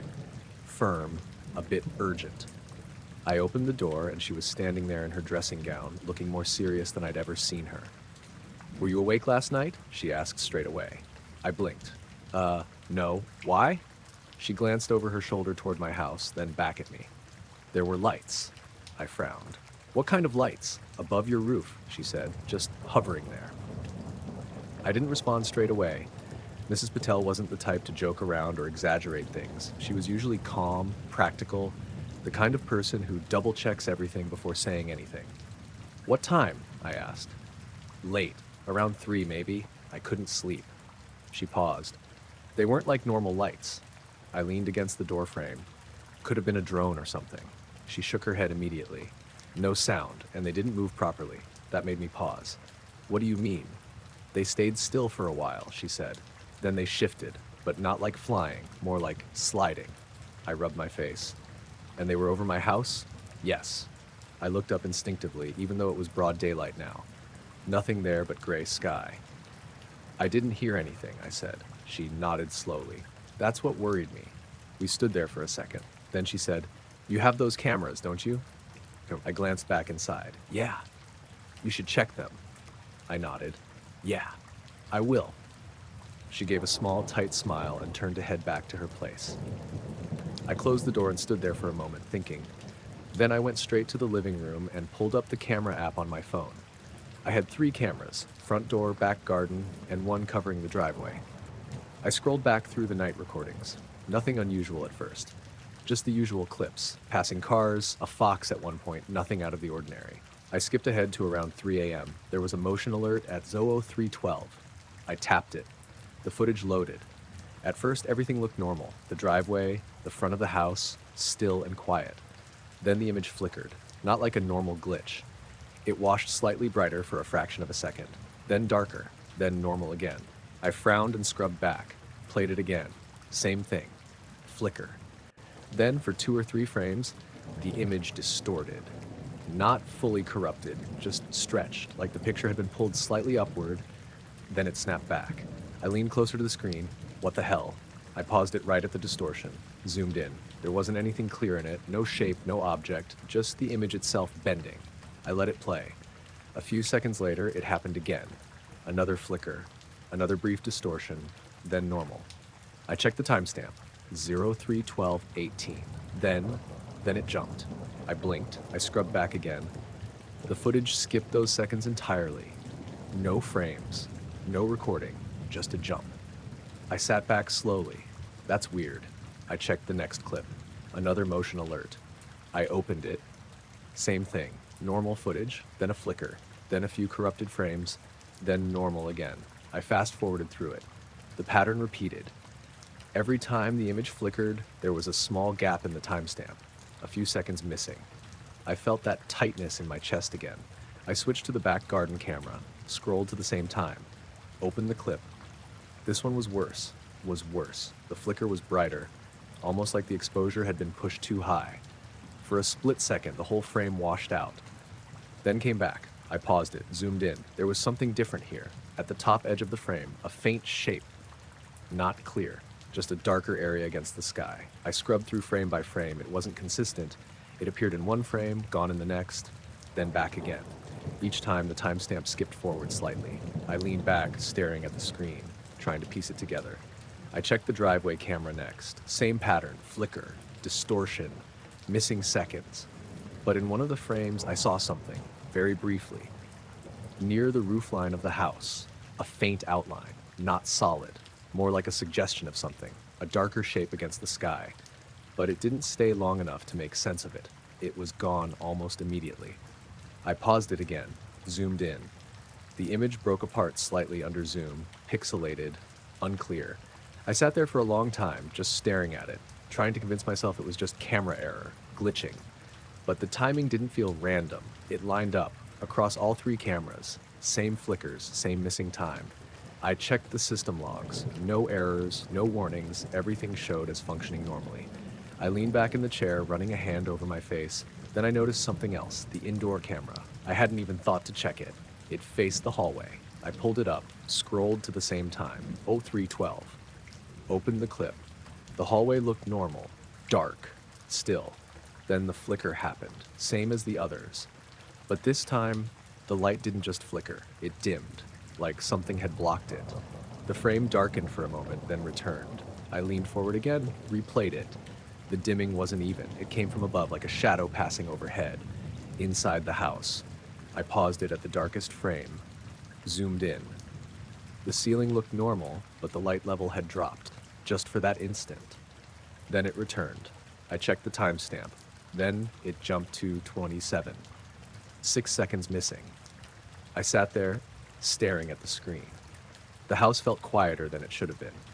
I glanced toward the hallway. Everything looked normal. Light coming in from the front door window, nothing out of place. But for a second, I had this feeling that whatever had caused that flicker hadn't just been outside. I noticed it because my shadow didn't match me. I just turned onto my street, keys already in my hand, thinking about nothing in particular. It was late, maybe around 11:40, and the street was quiet. Most of the houses had their lights off. There was one street lamp halfway down the road, casting that dull orange glow that barely reaches the pavement. I stepped into it, and my shadow stretched out ahead of me, like it always does. Except it didn't quite move when I did. I took another step, My shadow stayed where it was for a split second, then snapped forward. I stopped walking. It stopped too. I stood there, staring at it. "All right," I said quietly. I took another step, slower this time, watching carefully. For a moment, everything matched. Then it happened again. My foot moved forward. My shadow hesitated, just slightly, then caught up. My chest tightened. I looked up at the street lamp. It was steady. No flicker. Nothing unusual about it. I looked back down. My shadow looked normal again. I shifted my weight side to side. It followed perfectly. I let out a small breath, almost laughing. "Just your eyes," I muttered. I started walking again. Slowly at first, then normal pace. Everything seemed fine. The shadow moved with me like it should. I got about halfway past the lamp when I noticed something else. The light felt dimmer. Not dramatically, just less present. I glanced up again. The bulb still looked the same, but the light on the ground felt weaker. I looked down. My shadow was still there, but softer, less defined. I took another step. It lagged again, longer this time. Not just a flicker, a noticeable delay. I stopped immediately. My shadow didn't. It kept moving. One more step forward, then stopped. My stomach dropped. I stood completely still. My shadow was slightly ahead of me now, not by much, just enough to notice. I didn't move, neither did it. We just stayed like that for a few seconds, then slowly it shifted back, lining up with me again. Perfectly. I swallowed hard. The air felt heavier. I looked up. That's when I noticed the light overhead, not the street lamp, above it. Faint, barely visible against the night sky, a dim glow. Not bright enough to light anything up, just a soft patch, hovering. I stared at it. It didn't move, didn't flicker, just sat there. I felt that same pressure in my ears again. Subtle. But there, I looked back down at my shadow. It looked normal. I moved my hand slightly. It followed. No delay. I took a step. It moved with me. I looked up again. The glow was still there. Same position, same faint intensity. I took another step. The light dimmed slightly, just a fraction. I stopped. It steadied. I took a breath. Then I stepped forward again. The glow faded a little more. My shadow stayed aligned perfectly. I kept walking, slow, deliberate steps. The glow overhead continued to dim. Not suddenly, gradually, like it was being dialed down. The pressure in my ears eased with it. I didn't look away. I kept my eyes on that faint patch in the sky. Step by step, it got weaker, harder to see, until it was almost gone. Then, just as I reached the edge of the street lamp's light, it disappeared, completely. The sky went back to normal, just dark, empty. I looked down. My shadow was normal, sharp again under the street lamp. No delay, no movement on its own. I stood there for a second, breathing slowly, trying to steady myself. Then I turned and looked back down the street. Nothing there. No glow, no change, just the quiet road. I walked the rest of the way home without stopping. Didn't look up again. Just kept my eyes on the pavement. When I got to my front door, I fumbled the key slightly, hands shaking more than I expected. I got inside and shut the door behind me, locked it. The house felt normal, warm, quiet.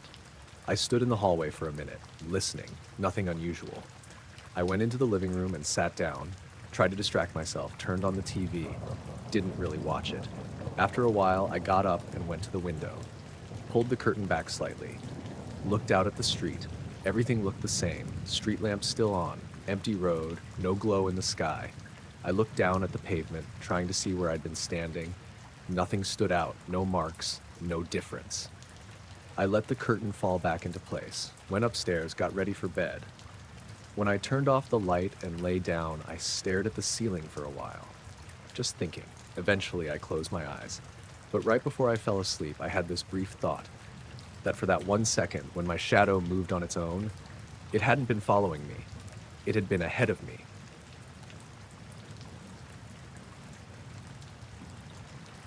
I noticed it because the birds hadn't started yet. That was the first thing that felt off. I was already awake, lying on my back, staring at the ceiling, waiting for morning to come in properly. It was one of those nights where you don't really sleep, you just drift in and out. I checked my phone, 5:07 a.m., just before sunrise. Normally by then you'd hear something. Birds starting up, wind picking up a bit, that slow shift from night to morning. There was nothing. The house felt still. Too still. I sat up and listened. No sound from outside at all. I swung my legs over the side of the bed and stood up, walking to the window. The curtains were slightly open already, just enough to see the sky. It was still dark, but not fully. That deep blue, just before it starts to lighten. I stood there for a second, waiting. Then the light came, but not the way it should. It didn't spread across the horizon. It didn't gradually brighten the whole sky. It appeared as a narrow vertical band, straight up from the horizon, like a column. I frowned, leaning closer to the glass. The band was pale, not bright like sunlight, more like a soft white glow. It stretched upward, maybe a few degrees wide, cutting straight through the darker sky. Everything around it stayed dim. I blinked, trying to make sense of it. That's not right. I pulled the curtain open a bit more. The band stayed fixed, didn't widen, didn't spread, just held its shape. The rest of the horizon remained dark. I pressed my hand lightly against the glass. Cold, normal, but the air in the room felt slightly heavier. I kept staring at the sky. The band didn't flicker, didn't pulse, just stayed there, perfectly straight. I glanced to the left and right, expecting to see the usual light starting to creep in. Nothing, just darkness. The band was the only light. I checked the time again, 5:09 a.m. I looked back up. It was still there. Same size, same position. I had this weird thought that it wasn't getting brighter. It wasn't behaving like sunrise at all. It was just present. I stepped back from the window slightly, trying to take in more of the sky. The edges of the band were too clean, too defined.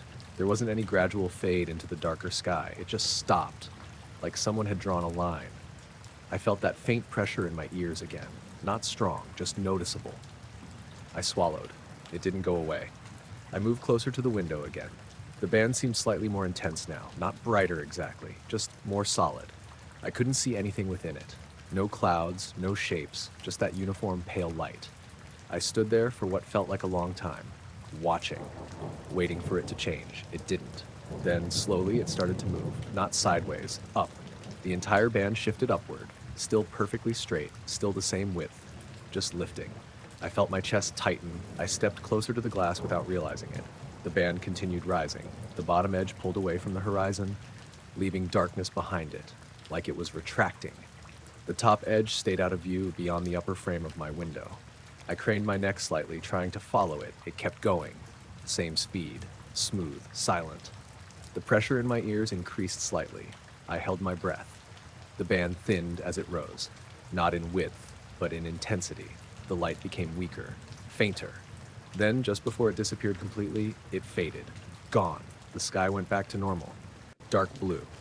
Then, almost immediately, the real sunrise started, gradual. Soft light spreading across the horizon. Birds began, one, then another, the normal sounds of morning returning. I stood there, still staring at where the band had been. Everything looked exactly how it should now, like nothing had happened. I checked the time again, 5:12 a.m. Only a few minutes had passed.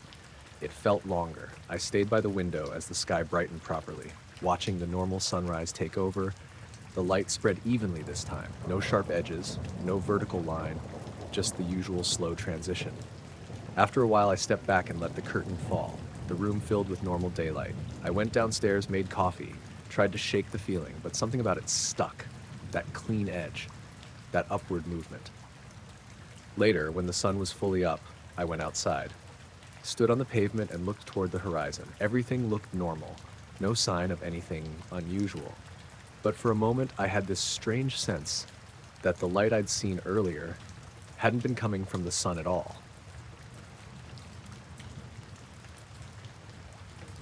I live on the 4th floor of a concrete apartment block in Sheffield. It's one of those older buildings with narrow stairwells, no lift, and those small rectangular windows between floors that barely let in any light during the day.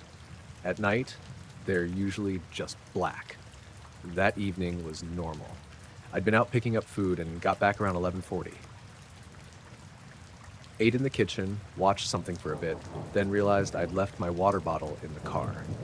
I didn't feel like going all the way down, but I also knew I'd forget it by morning. So I grabbed my keys and stepped out into the hallway. The building was quiet. No voices through the walls, no doors opening or closing, just that faint, constant hum you don't notice until it's gone, the electricity running through everything. Lights in the corridor were dim but steady. I pushed open the stairwell door and started down. The stairwell always smells the same: dust, damp concrete, a bit of metal. The overhead lights are spaced out, so you get these pockets of shadow between them. I walked down from the fourth to the third without really thinking about it, just counting the steps out of habit. That's when I noticed the light. It was coming through the window between the third and second floors. At first, I thought it was just a car pulling into the lot outside, headlights hitting at the right angle. But this was brighter and steady. Not yellow like streetlights, not warm like headlights, white, pale, almost bluish. It filled the entire stairwell between those two flights, spilling up the walls and onto the steps. It didn't flicker or shift. It just sat there, constant. I slowed down. The hum of the building was still there at that point, faint but present. I took another step down, then it stopped. Not faded, not dipped, stopped. The hum, the background noise, even the slight buzz from the overhead light above me, gone. The silence was immediate and heavy, like someone had closed a door on sound itself. I froze halfway between steps. The light didn't change. It stayed just as bright, filling the space below me. But without the hum, it felt wrong, like it didn't belong to the building. I looked down toward the next landing. The window was glowing so brightly I couldn't see anything beyond it, just a flat, even light, like a sheet. I remember thinking I should turn around, just go back up, forget the water bottle. But I didn't move. Something about the stillness held me there. I took another step down. The air felt different, not warmer or colder, just thicker. Like moving through it took a bit more effort than it should have. My ears popped, sharp, sudden. I winced and swallowed, trying to clear it. The pressure stayed, sitting just behind my eyes. I gripped the handrail. The metal felt slightly off under my fingers, not vibrating, not cold, just less solid somehow. I looked at the wall. For a second, I thought it was moving, not the whole thing, just the surface, like a faint ripple passing through it, the way heat distorts the air above pavement. Then it settled again. The light pulsed, not a flicker, a slow, subtle brightening, then dimming, like breathing. I felt it in my chest more than I saw it, a slight shift, in and out. I opened my mouth to say something, just to break the silence, but no sound came out at first. Then when it did, it sounded flat, like it wasn't carrying properly. I took another step down. The light filled my vision more now. The edges of the stairwell faded, everything soft and slightly blurred.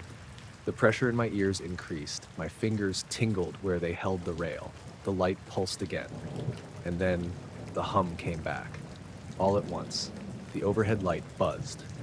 I heard a distant door slam somewhere in the building. Pipes rattled faintly in the walls. I blinked. The light was gone. The window between floors was dark again, just reflecting the faint glow from the stairwell lights. I looked around. Everything was normal. I was standing on a landing, not the third, the second. I stopped breathing for a second. I looked up. The flight of stairs above me led to the third floor. I could see the door there, closed like it always was. I looked down. Another flight led to the first. I stood there trying to piece together how I'd gotten there. I didn't remember walking down that last flight. I remembered stopping on the third, seeing the light, stepping down toward it. But I didn't remember reaching the landing below. I checked my phone, 12:19. I frowned. I'd left my flat at 11:52. There was no way I'd been in the stairwell for over 20 minutes. It hadn't felt like that. It had felt like a few minutes, maybe less. I stood there for a while, just listening to the normal sounds of the building. Someone's TV through a wall, the faint hum back in place. Everything felt ordinary again. Eventually, I went the rest of the way down, grabbed my water bottle from the car, and came back up. When I passed the window between the third and second floors again, I stopped. Looked at it. Nothing. Just black glass, faintly reflecting the stairwell. I went back to my flat and locked the door. Didn't turn any lights off for a while. Since then, I've noticed something. Sometimes, when I'm going down those stairs late at night, the hum will drop for just a second. Not completely, just enough that I notice it. And I always look toward that window, just in case the light comes back.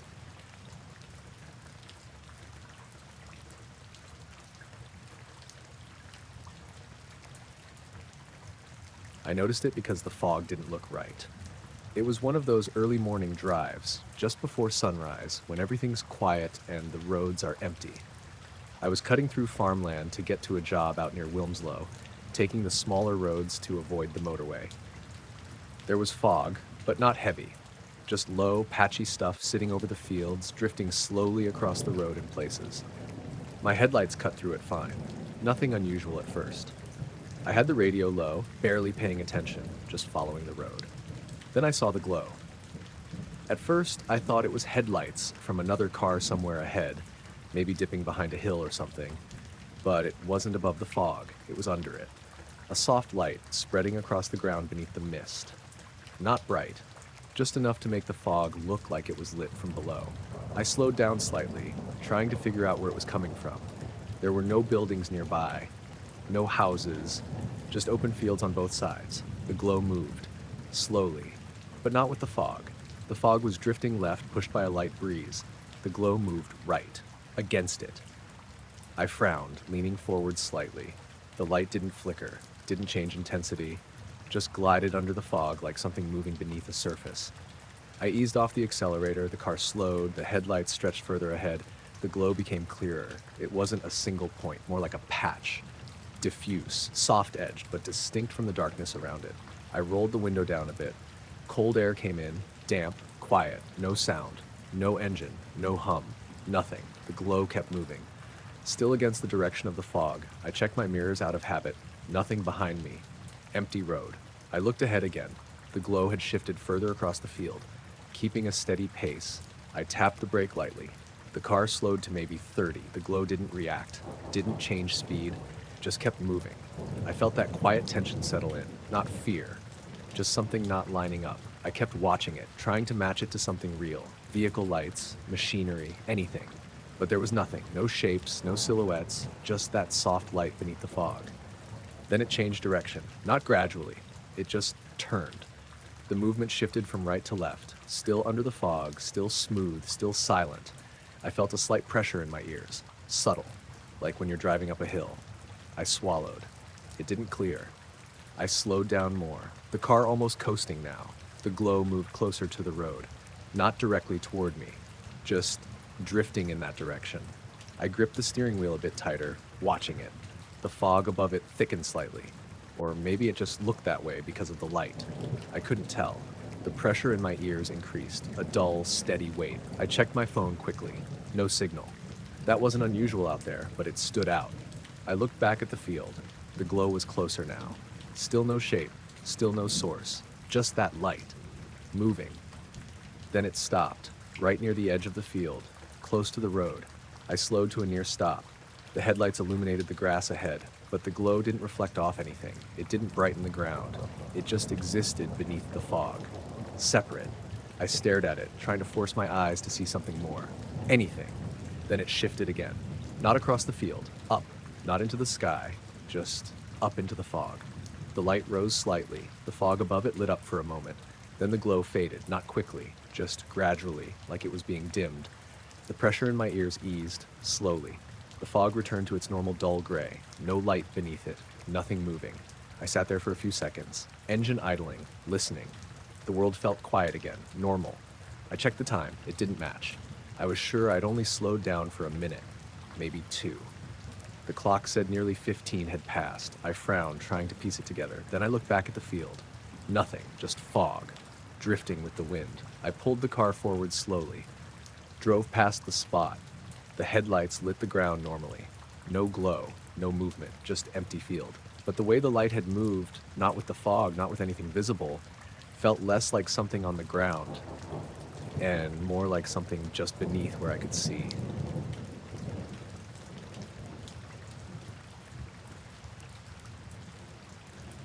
I only noticed it because I'd been staring at the same part of the sky for too long.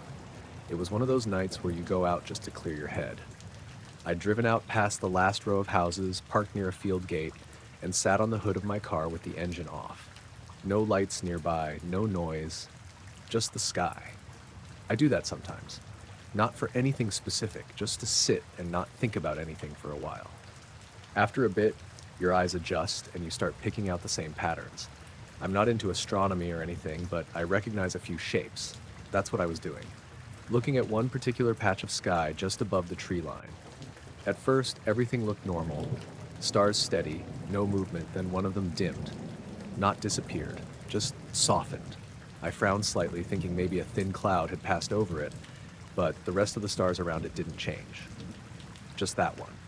I kept looking. It brightened again, back to where it had been, then dimmed, slow, even, like a steady rhythm. I sat up a bit, resting my elbows on my knees, focused on it. The moment I did, it stopped. Just a normal star again. No change. I blinked, thinking maybe I'd imagined it. I looked away for a second, then back. It stayed steady. I leaned back again, relaxing. Tried not to stare directly at it. Just watched the area. After a few seconds, it started again. That same slow dimming, then brightening. I felt that quiet tension start to build. Not fear, just confusion. I shifted slightly, trying to keep it in my peripheral vision. It kept pulsing, steady, like it wasn't random. I leaned forward again, focused on it directly. It stopped, completely stable. I exhaled slowly, realizing I'd been holding my breath. I looked away again, let my eyes drift across the sky, then back toward it. The pulsing resumed. I rubbed my face slightly, trying to stay grounded. Maybe it was something in my eyes, or the way I was focusing. But it didn't feel like that. It felt separate, like it was doing it on its own. I checked my phone out of habit. No signal. That wasn't unusual out there, but it stood out. I looked back up. The star was pulsing again, slow, consistent. I decided to test it. I fixed my gaze just to the side of it, not directly on it. It kept pulsing. I shifted my eyes directly onto it. It stopped, perfectly steady. I felt a slight pressure in my ears, barely noticeable, like a change in air pressure. I swallowed. It didn't go away. I looked away again. The pulsing resumed. I felt my chest tighten slightly. Still not fear, just that sense that something wasn't lining up. I leaned back on the hood of the car again, tried to relax, watched the sky without focusing too hard. The pulsing continued. Then something else changed. The stars around it looked slightly off, not moving, just positioned differently. Like the pattern had shifted by a fraction. I blinked, focused on the area. Everything snapped back to normal. I looked away again. The pulsing continued. I checked the time. It didn't match. I was sure I'd only been sitting there for maybe 15 minutes. The phone said it had been nearly 40. I frowned, trying to piece it together. Then I looked back up. The star was still pulsing, unchanged. I felt that pressure in my ears again, slightly stronger. Then I noticed something else. The air felt quieter, not silent, just muted, like the usual distant sounds had dropped out. I sat up slowly, looked around. Nothing had changed on the ground. The field was still, the road was empty. I looked back up. The star pulsed again. Then I focused on it directly. It stopped. I kept my gaze fixed on it this time, waiting. It didn't change, just a normal star. I held my focus there for maybe 10 seconds. Then I looked away. The moment I did, it resumed, that same steady rhythm. I stood up from the car. The metal creaked slightly under me, louder than it should have been. I kept my eyes on the sky, but not directly on that star. It kept pulsing. I felt the pressure in my ears peak, then ease. I looked directly at the star again. It stopped. I stayed there, staring at it, trying to force it to move. It didn't, just a fixed point of light. I looked away one last time. It pulsed again. Then slowly, it stopped on its own. Not because I looked at it. It just settled back into a normal, steady brightness. I waited, watched. Nothing changed. It stayed stable. I checked the time again. It didn't match. More time had passed than it should have. I stood there for a few seconds longer. Then I got back in the car, sat there with the engine off, looking up through the windshield. The sky looked normal, every star steady, no pulsing, no movement. But I couldn't shake the feeling that it hadn't stopped because it was done. It had stopped because I'd noticed it.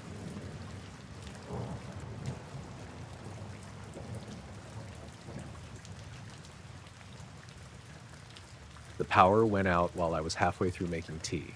No flicker, no warning. Just everything cutting off at once. The lights, the kettle, even the faint hum from the fridge. I stood there for a second in the dark, hands still on the counter, waiting for it to come back. It didn't. I reached for my phone, turned the flashlight on, and stepped into the living room. The whole street was out. No porch lights, no street lights, nothing in any of the houses across from me. Just that dim, gray outline of everything under the night sky. That part wasn't unusual. What was unusual was the sky. I didn't notice it right away. I was looking for movement, cars, people, anything. But there was nothing. Then my eyes adjusted a bit more, and I looked up. There was a patch of cloud above the houses, slightly off to the right, and it was glowing. Faint. Not bright enough to light anything below it. Just a soft, dull brightness inside the cloud itself. I stepped closer to the window. The glow didn't come from behind the clouds. It wasn't like light from the ground reflecting upward. It was inside them, contained, like something behind the cloud layer was lighting it from within. I frowned and opened the front door. Cold air came in. Still. No wind. I stepped outside onto the pavement. The silence hit me first. Not just quiet, empty. No distant traffic, no wind, nothing. Just stillness. I looked up again. The glowing patch hadn't moved. It stayed in the same part of the sky, holding its shape. The edges weren't sharp, but they were defined enough to stand out from the rest of the clouds. I stood there for a few seconds, watching it. Then it changed. Not suddenly, slowly. The brightness increased just a little, enough that I could start to see more detail in the cloud itself. Faint layers, slight movement inside it, not like wind pushing it, more like something behind it shifting. I felt a pressure in my ears. Subtle at first, then more noticeable. I swallowed. It didn't go away. I took a step forward onto the street. The pressure increased slightly. I looked around. No one else outside. No doors opening. No voices. Just me. I looked back up. The glow pulsed. Once. A slow increase in brightness, then back down. At the same time, the pressure peaked, then eased slightly. I stood there trying to make sense of it. The rest of the sky stayed dark. Only that one patch glowed. I checked my phone. No signal. That wasn't unusual during a blackout, but it stood out. I looked back up. The glow shifted, not across the sky, just within itself. The brighter part moved slightly to one side, still contained in the same area. The edges adjusted, expanded a little, then pulled back. I felt that quiet tension settle in. Not fear, just confusion. I stepped back toward the house. The pressure eased again. I stopped, waited, then stepped forward again. It came back. I looked up. The glow was dimming now. Slowly, the brightness reduced, the details inside it faded, the edges softened. I stood still, watching it. The pressure in my ears dropped, gradually. Within a few seconds, the glow was barely visible. Then it was gone. The clouds looked normal again. Dark, flat. I stared at that spot for a few seconds longer, waiting. Nothing came back. And then, the power returned, all at once. Streetlights flicked on. Porch lights came back. I heard appliances inside the house start up again. The normal background noise rushed back in. It felt too loud after the silence. I blinked, looking around. Everything looked normal again. I checked my phone. Signal was back. Full bars. I looked at the time. It didn't match. I was sure the blackout had only lasted a few minutes. The phone said it had been closer to 20. I stood there for a bit longer, looking up at the sky. Nothing unusual. No glow. No movement. Just clouds, faintly lit now by the streetlights and distant town glow. I went back inside and shut the door. The house felt normal again, warm, familiar. But that patch of sky, the way it had lit up from inside, didn't feel like it had anything to do with the power going out. It just happened to end at the same time.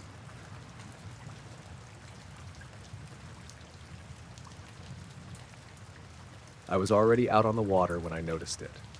It was early morning, just after sunrise, out on a small lake about 40 minutes from town.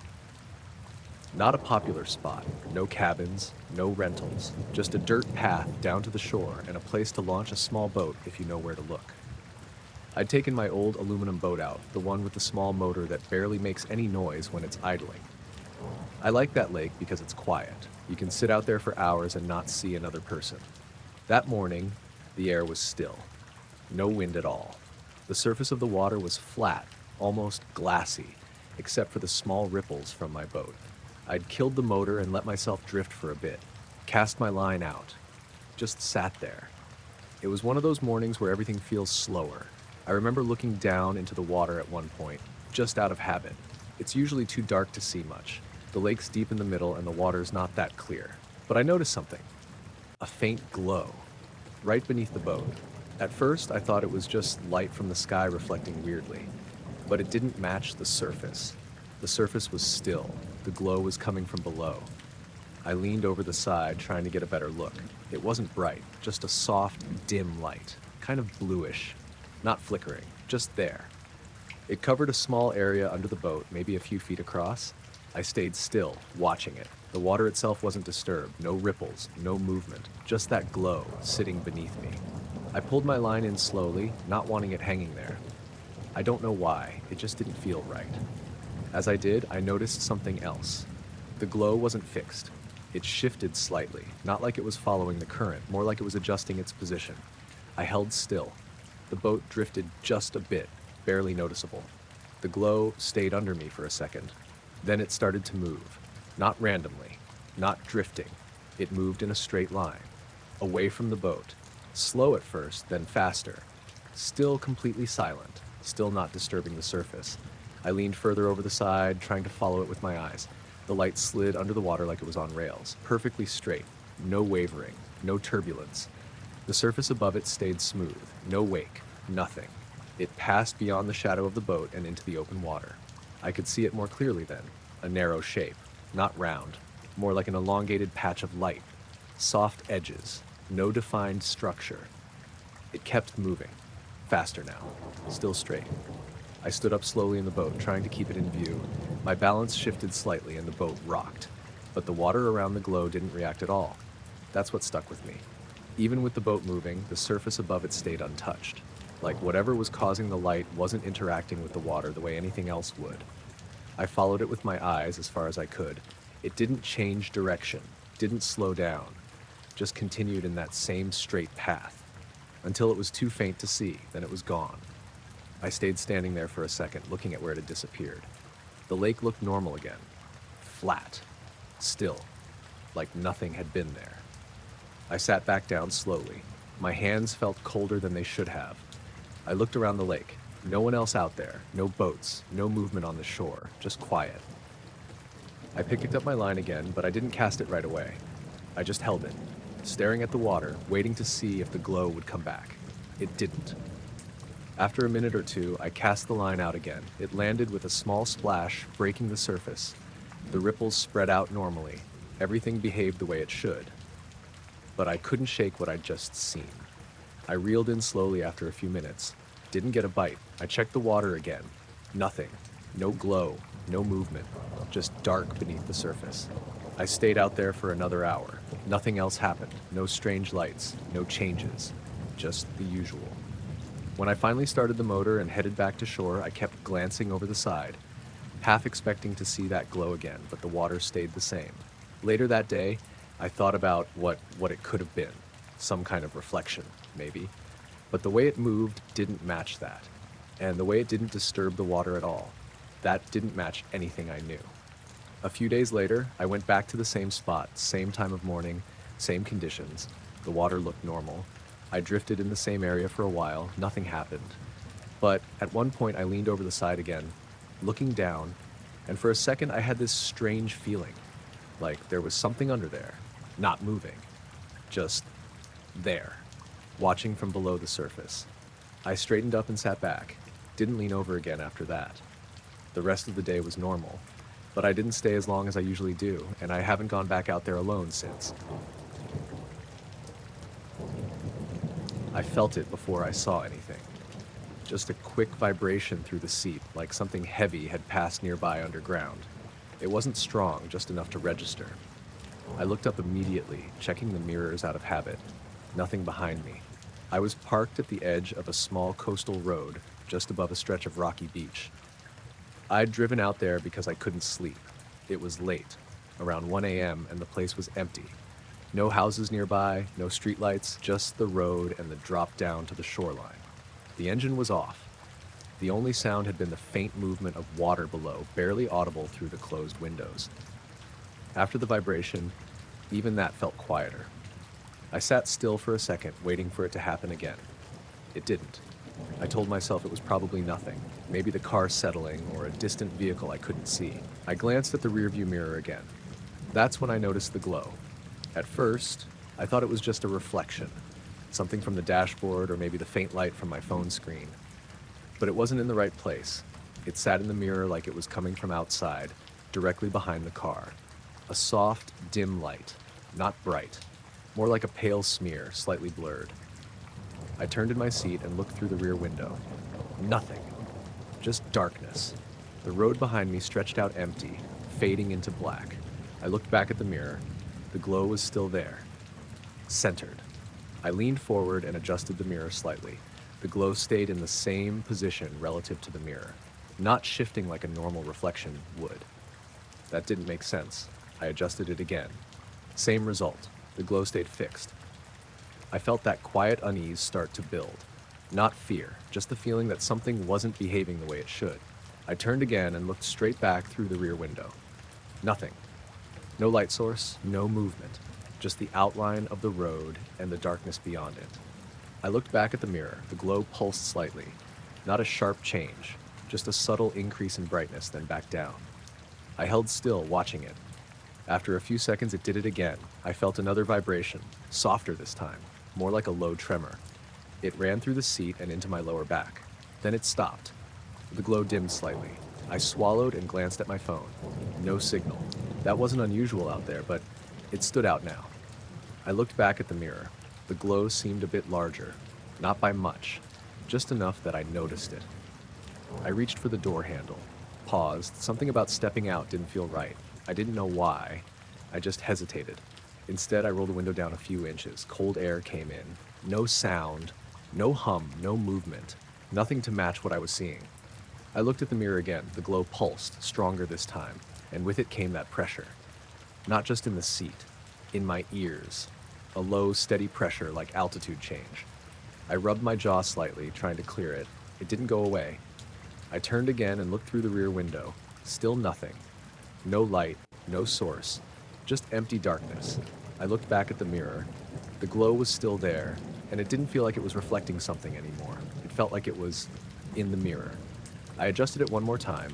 The glow stayed centered, perfectly fixed. I felt my breathing slow down without meaning to. Everything inside the car felt quieter. Even the faint ticking of the engine cooling seemed to fade. The glow pulsed again, and the vibration returned. Stronger. A steady, low tremor that lasted a couple of seconds, then stopped. The glow began to fade, not quickly, slowly, like it was moving further away. The edges softened, the brightness reduced, until it was barely visible. Then it was gone. I stared at the mirror. Nothing. Just the dark road behind me. I turned and looked through the rear window again. Still nothing. No movement. No light. I checked my phone. The signal came back. Full bars. I looked at the time. It didn't make sense. I was sure I'd only been sitting there for a few minutes. The phone said nearly 20 had passed. I sat there for a bit longer, not moving, waiting to see if anything else would happen. Nothing did. Eventually, I started the engine. The sound felt too loud at first, like it broke whatever quiet had been there. I pulled away slowly, checking the mirrors more than usual. The rear view showed nothing but the empty road. When I got back home, I parked in my driveway and sat there for a moment. I adjusted the mirror again. It felt slightly off. Not in a way I could explain, just not quite right. I tried to fix it, but it never seemed to sit the way it had before. And every now and then, when I check it while driving, I half expect to see that faint glow again, just sitting there where nothing should be. I was up late one night, just like I usually am when I'm trying to get some photos of the stars. I've always been into amateur astronomy and night photography, so it's not unusual for me to be outside with my camera around midnight or later. This particular night, the sky was clear, really clear, and the stars looked perfect, so I set up my tripod in the backyard and started snapping away. Between midnight and about 2 in the morning, I took a bunch of pictures, just pointing the camera straight up or at different parts of the sky. It was the kind of calm, quiet night where the only sounds were a few distant cars and some rustling leaves. I felt completely alone out there, but in a good way. I like that kind of solitude. The next day, I loaded the photos onto my computer to check them out. Most looked exactly like you'd expect. Sharp stars, some constellations, a few satellites caught as tiny lines of light moving across the frame. But then I noticed something odd. In every photo taken between midnight and 2, there was this blurred triangular shape.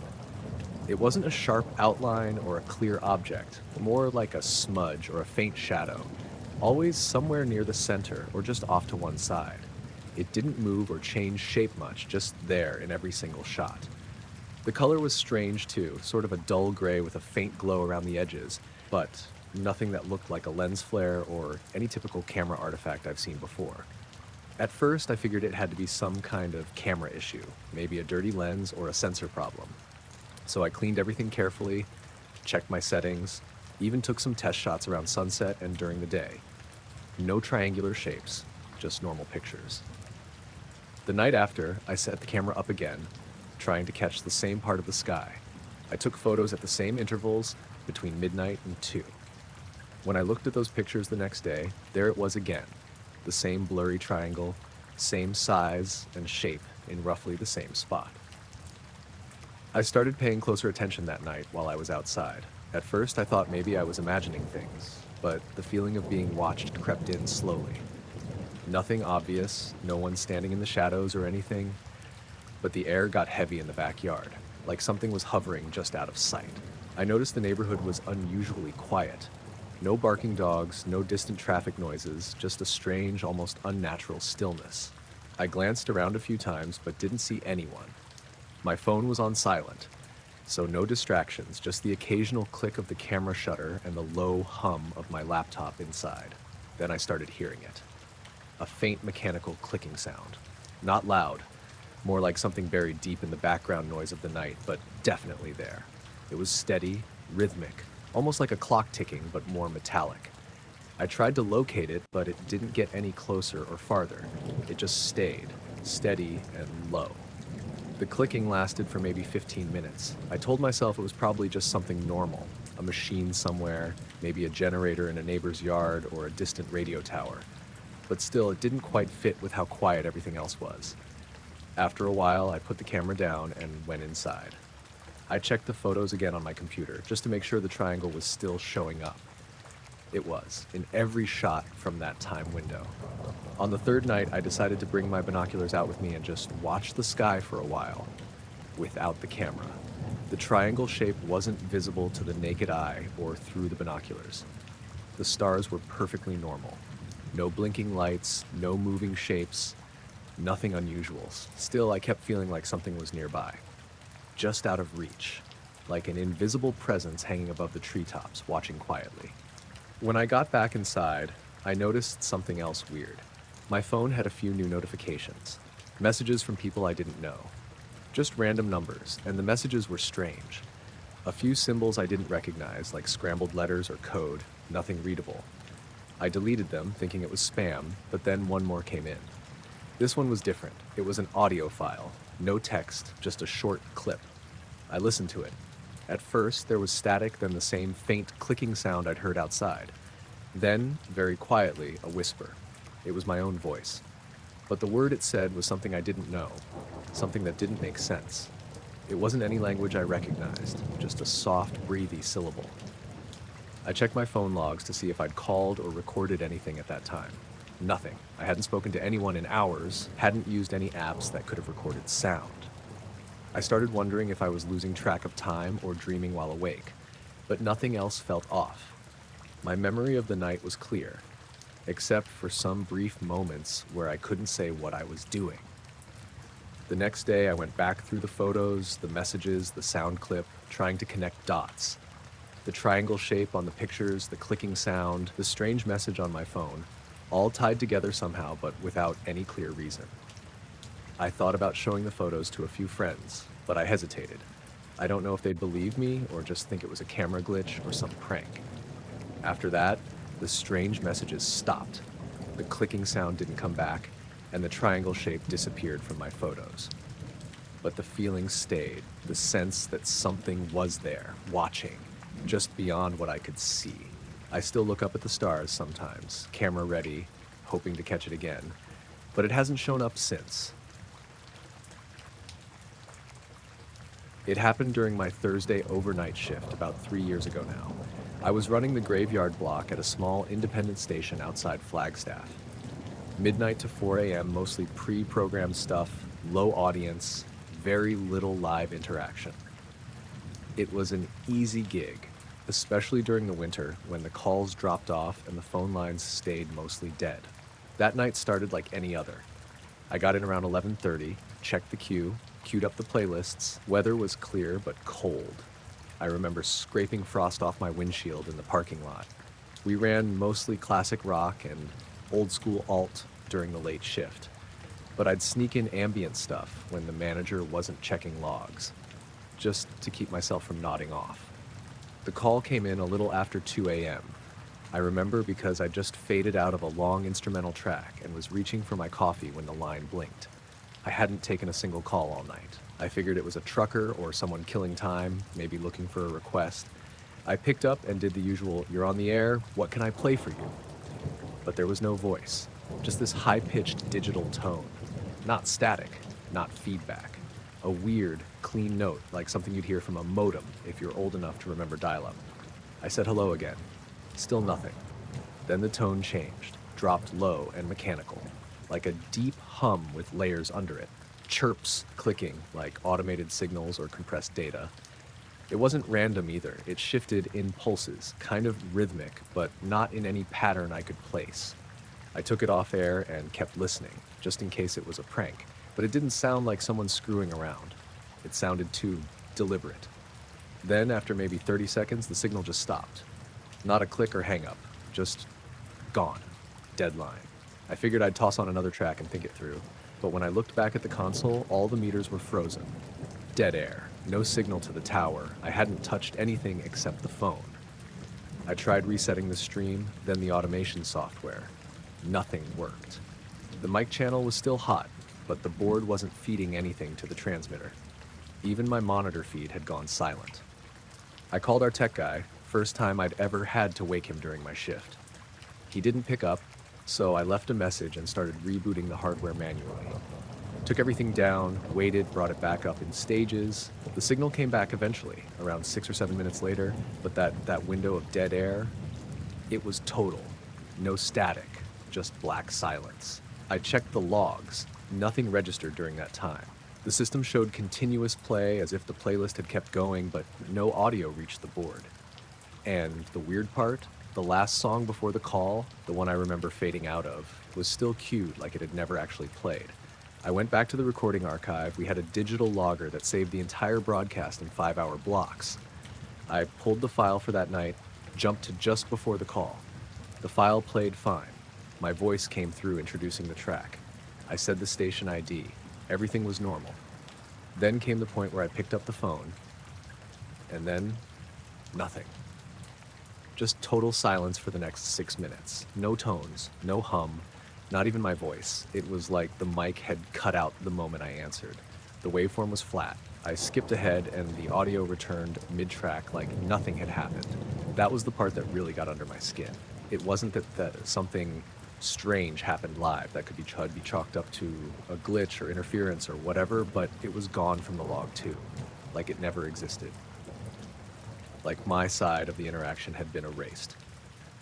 I checked the incoming call list. We used a basic caller ID system that timestamped every ring. The screen showed a call at 2:11 a.m., number withheld. Duration, 47 seconds. I called it back. Got a fast, busy signal. The kind you hear when a line's been disconnected. I didn't talk about it the next day. I wrote up a generic note about a system hang and submitted it to the tech crew, but I didn't mention the tones or the signal drop. The manager didn't say anything, probably didn't even notice the gap. The rest of the week went normal, though I kept one eye on the phone console every night. Nothing else like that happened. Until the following Thursday. 2:08 a.m., the phone rang again. Same withheld number. I froze for a second, then answered without putting it on air. Same tone. High and steady at first, then it dropped into the layered mechanical hum. Almost identical to the first call, but this time it only lasted about 20 seconds. Then a click. An actual click. This time, and a voice. I don't know how else to say this, but it didn't sound human. Not robotic either. Just wrong. Like someone speaking through a filter they didn't fully understand. Words slurred into tones, clipped mid-syllable, no inflection. It said something like inbound, or at least that's what it sounded like, but with a weird delay between the syllables. Inbound. Then silence again. No broadcast cut this time. Everything stayed live. But my mic wasn't working for about a minute afterward.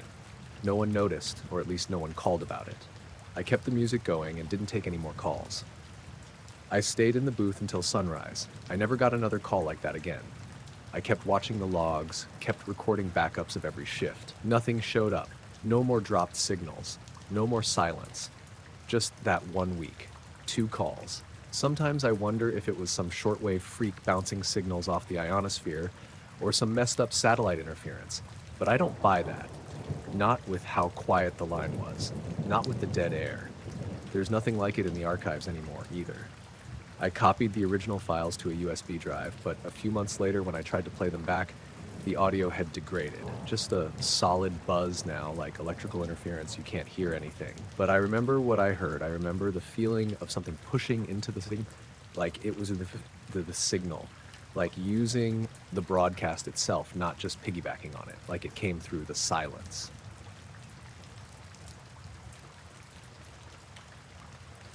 I was out in the backfield one afternoon putting in new fence posts. The old fence had seen better days. Posts rotted, wire sagging, and after the winter storms, a few sections had just fallen apart. I figured a weekend of work and I'd have it all fixed up again. I'd started early, and by mid-afternoon, I'd cleared the overgrown brush and pulled out the worst of the old posts. I was getting ready to dig holes for the new ones when I noticed something that made me stop. The old posts that were still standing, they weren't just leaning or broken like I expected. They were bent outward, away from the center of this patch of the field, in a near-perfect arc.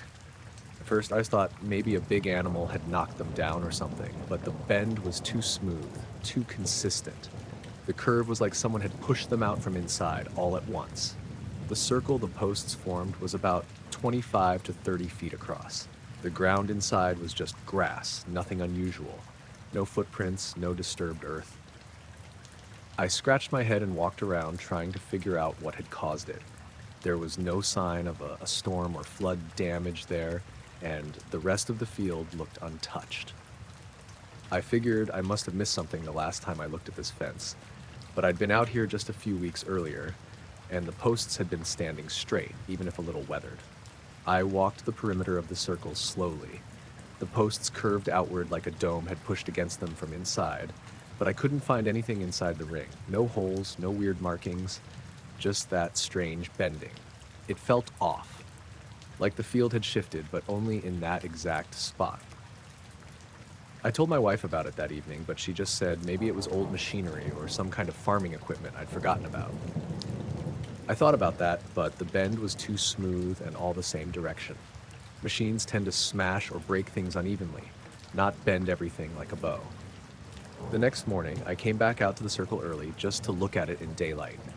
The air was still cool and the field smelled like wet earth and grass. When I got there, the posts looked the same, but the light made the bending more obvious. The wood was splintered in places, but there was no fresh damage, just old, weathered cracks. As I stood there, I started hearing this low hum. It wasn't loud, more like a vibration under the ground. I figured it was a tractor or some kind of machinery from a neighbor's farm, so I looked around. The nearest farm was a good distance away, and I couldn't see or hear anything moving. The hum faded after a few seconds. I went to the circle again the following night, just after sunset. I don't know why. I guess I wanted to see if the circle looked different in the dark or if anything else was going on. I brought a flashlight, but I didn't really expect to find anything. That night, the posts looked darker, the bends casting long shadows in the beam from my flashlight. I felt kind of exposed out there, but the field was quiet. Then something caught my eye. A faint glow coming from inside the circle, just beyond the bent posts. It wasn't bright, more like a soft, pale light hovering just above the grass. I froze and watched for a minute. The glow stayed in one spot, flickering slightly, but didn't grow or move toward me. It didn't seem like any kind of fire or flashlight, just light. I didn't hear any sounds from it, just that same low hum I'd heard before. I wanted to call out or get closer, but something made me hold back. I kept my distance, shining my flashlight around the circle, but there was nothing else there. Then the light disappeared slowly, like someone turned it off. I left the field that night with an uneasy feeling I can't really explain. When I got home, I checked my phone. No missed calls, no messages, but my battery was down more than I remembered. It felt like the signal was weaker than usual, too. The next day, I talked to a couple of neighbors, but no one else had seen or heard anything strange out by the fence. One of them mentioned how the weather had been weird lately, some days hotter than expected, others foggy in the morning, but no real storms or anything that could explain the bent posts. Over the next week, I kept going back to that spot at different times of day. Sometimes I'd hear the hum, sometimes I'd see the faint glow, but it was never consistent. No one else seemed to notice anything, and I started wondering if I was imagining it. One afternoon, while I was repairing a broken section of fence near the circle, I caught the scent of something strange in the air. It wasn't like anything I'd smelled before, metallic but not sharp, kind of sweet and faint, like burnt plastic mixed with something earthy. I looked around but couldn't find a source. The smell lingered just for a moment and then vanished. That night, I had trouble sleeping. I kept hearing small creaks from outside, like wood flexing or settling, but nothing that made sense, given how calm the night was. I got up a few times and checked the window facing the field. The moonlight made the bent posts look like shadows reaching out. At one point, I thought I saw a shape moving inside the circle, a quick flicker of something just beyond the tree line. When I grabbed my jacket and stepped outside, it was gone. No footprints in the grass, nothing disturbed. A few days later, I noticed that one of the posts on the edge of the circle had shifted a little more. It was bent farther out than before. I didn't touch it. It just felt like whatever had bent those posts was still active somehow. That night, I left a camera set up, pointed at the circle. The next morning, I checked the footage. For hours, nothing happened, but right at 2:58 a.m., the camera picked up a faint glow near the center of the circle. It hovered and pulsed gently, then vanished at 3:05 a.m. I rewound the footage again and again. There was no sound on the recording, just the glow. The camera's internal clock matched the real time perfectly. I told a few friends who work in agriculture or land management, but no one could explain it.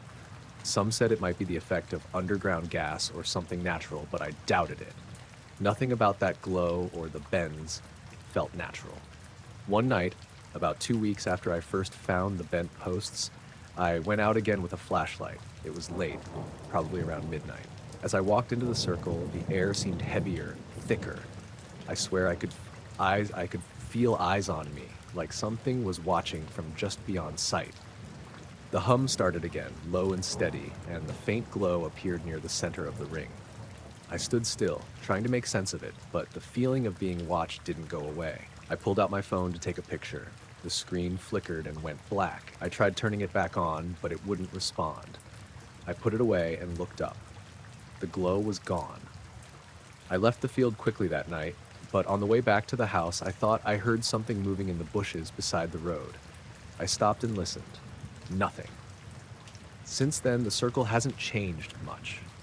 The posts stay bent in that same arc, and the glow and hum come and go without pattern. I haven't touched the old fence anymore. Part of me wants to rip it all out and start fresh, but another part doesn't want to disturb it. I don't know what's happening out there. It doesn't seem dangerous, but it feels wrong. Like there's something just beneath the surface of the field, something watching and waiting. I'm still working around it, fixing what I can, but every time I'm near that circle, I feel uneasy, like I'm not alone. Whatever it is, it's there, silent, still, and somehow more than just a bent fence. I work for a small weather station just outside Flagstaff, Arizona. Nothing fancy, mostly gathering data from our weather balloons and sending reports to the university and some local agencies. The station is in a pretty remote spot, on a plateau surrounded by forest and desert. Last September, I was on the late afternoon shift, which means prepping the balloons for release just before dusk, then tracking them as they float up through the atmosphere. That day, I was alone at the station except for my dog, Juno. She's a border collie mix, smart as hell, and usually sticks close by. The weather was clear, a bit chilly, with that dry desert air that feels crisp but doesn't bite like snow. The sun was starting to drop low behind the San Francisco peaks, turning the sky orange and purple. I launched the balloon around 6:10 p.m., like I always do. It's one of those big latex ones filled with helium, with a small package attached beneath it. The camera and some sensors recording temperature, pressure, humidity, and sending it back to us in real time. The balloon floats up slowly, sometimes going as high as 30 kilometers before bursting and falling back. As usual, I switched on the receiver and the monitor showing the camera's live feed. The image was grainy, black and white, but it gave a decent look at what the balloon was passing over. I expected to see the dark outline of the forest and patches of desert moving beneath it as it rose. But then something caught my eye. At about 5,000 meters altitude, roughly 3 kilometers above the ground, there was this dark shape moving alongside the balloon, matching its altitude and speed almost perfectly. At first, I thought it was a bird, maybe a hawk or an eagle, since they sometimes fly high in those parts. But the shape didn't look right. It was too big, too solid looking, and it didn't flap wings or change direction erratically. It just paced the balloon, staying about 200 meters away horizontally, sliding along the same course. I kept watching. Juno sat nearby, eyes fixed on me, probably sensing my distraction. Minutes passed. 10 minutes. 15. The object never veered off. No change in altitude, no speed change. It just glided beside the balloon, moving steadily over the darkening landscape below. I called my supervisor Mark on the radio, told him what I was seeing, and asked if he could check from the other station a few miles east. He said he wasn't getting any signals or anything unusual on their equipment. I thought maybe it was just something that only showed up on the camera feed. At 20 minutes, the object suddenly accelerated straight up. It moved fast, faster than anything I'd seen in the sky around there. The balloon camera's view went fuzzy as the distance grew. The object disappeared into the upper atmosphere in seconds, too quickly to track beyond a certain point. The balloon kept rising until it popped as expected, and I watched the sensors report data all the way to the burst. Nothing else showed up on the feed after the object vanished. That night, back at the station, I downloaded all the footage and data. When I replayed the video on my laptop, the object was there, pacing right alongside the balloon, clearly visible as a dark oval shape against the sky. No wings, no lights, just moving smoothly. But the weird thing is, the GPS data from the balloon didn't show any disturbances. Nothing on radar scans from nearby stations. I ran the data through every filter and software we have, and nothing explained it. I showed the video to Mark the next day. He shrugged and said maybe it was a rare weather phenomenon, a trick of light or shadow, but neither of us could find a solid explanation. Since then, I've watched every balloon launch closely, hoping to catch something similar. Nothing. Just the usual slow rise, pop, and data dump. Sometimes I think about how precise that thing was, matching the balloon's altitude and speed for so long without making a sound or a visible signature beyond what the camera caught, and how suddenly it shot straight up, faster than anything I've ever seen. Juno still likes to follow me out to the launch site, especially at dusk. She stares into the sky more than usual, like she remembers something I don't. I keep the footage saved, but I don't show it around. Most people at the station think I'm nuts when I mention it, and honestly, I'm not sure what I saw either.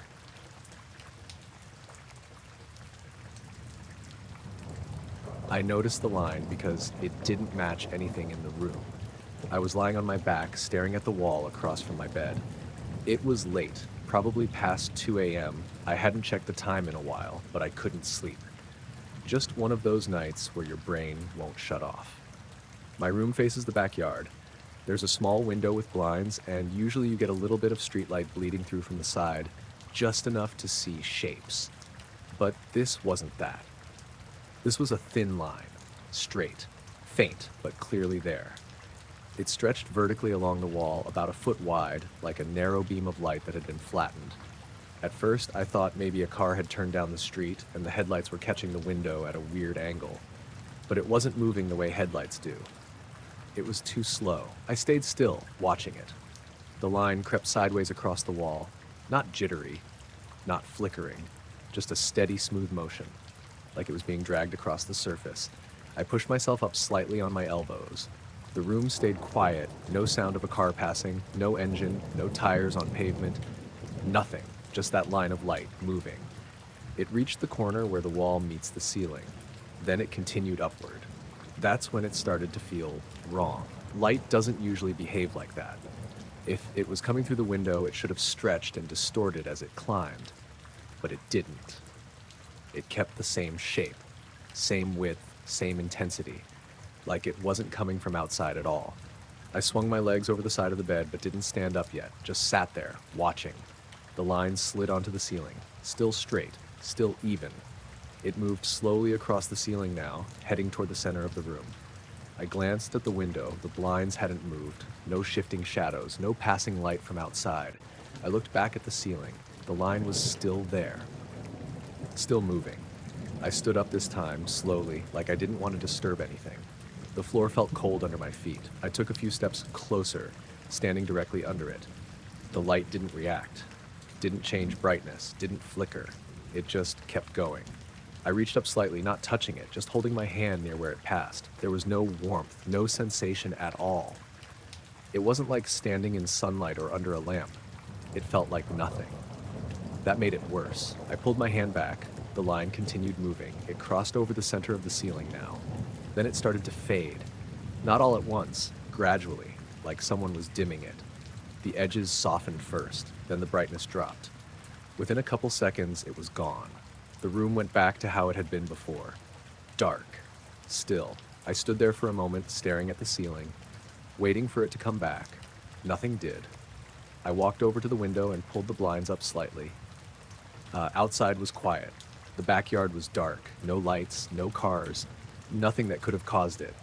I let the blinds fall back into place, turned around. The room looked normal again, but something felt off. I couldn't explain it.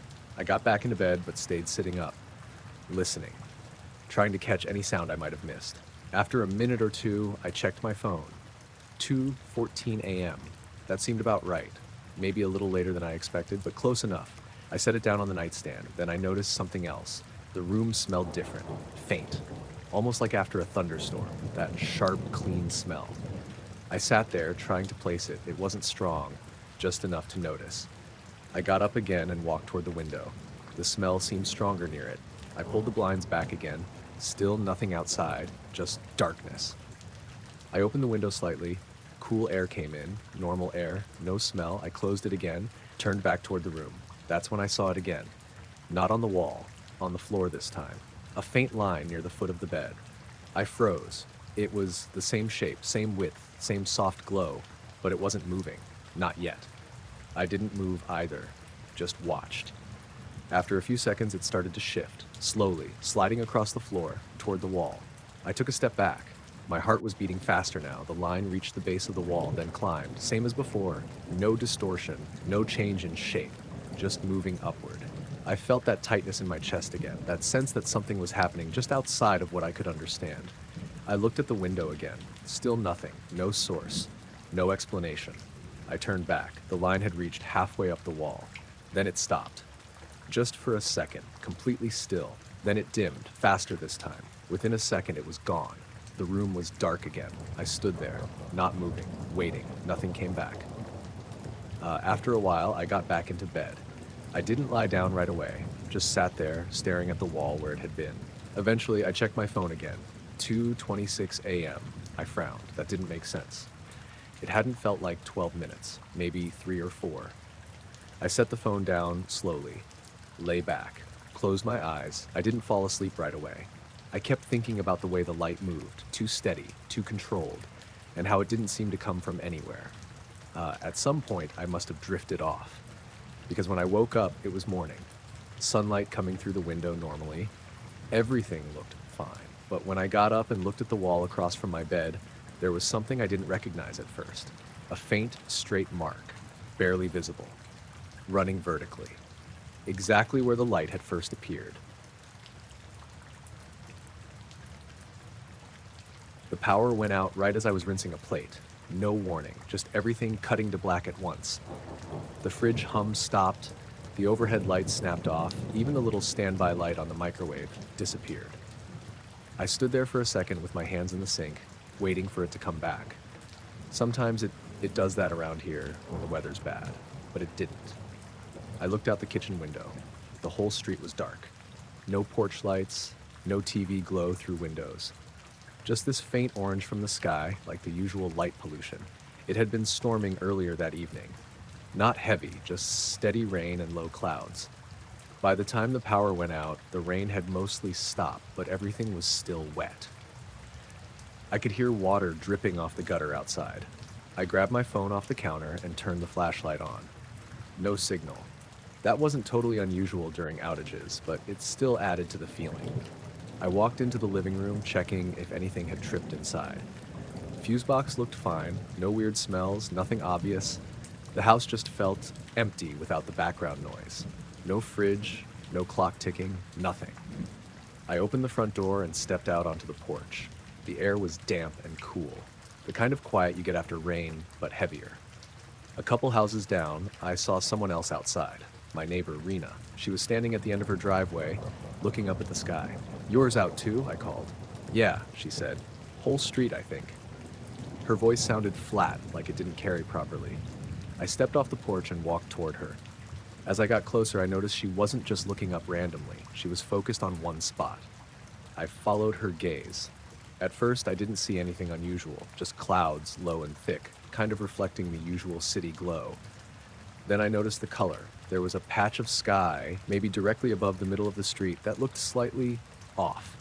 Faintly blue. Not bright, not glowing like a light source, just tinted, like someone had layered a soft blue filter over that section of clouds. "Do you see that?" she said. "What is that?" She didn't answer. We both just stood there watching it. It didn't move with the clouds. That's what stood out first. The rest of the sky was shifting slowly like you'd expect after rain, but that blue patch stayed fixed. I stepped a little further into the road to get a better angle. The moment I did, I felt something strange under my feet. A faint vibration. Not strong, not like something shaking the ground. More like a low buzz, similar to standing near heavy machinery far away. I paused, testing it by shifting my weight. It was definitely there. "Can you feel that?" I asked. Rena hesitated. "Feel what?" "Like, the ground. Is it vibrating?" She stepped forward a bit, then stopped. "Yeah, I think so." We both went quiet again. The blue patch in the sky seemed to deepen slightly. Still faint, but more noticeable now that we were focused on it. I realized something else. There were no other lights anywhere. Not just the street.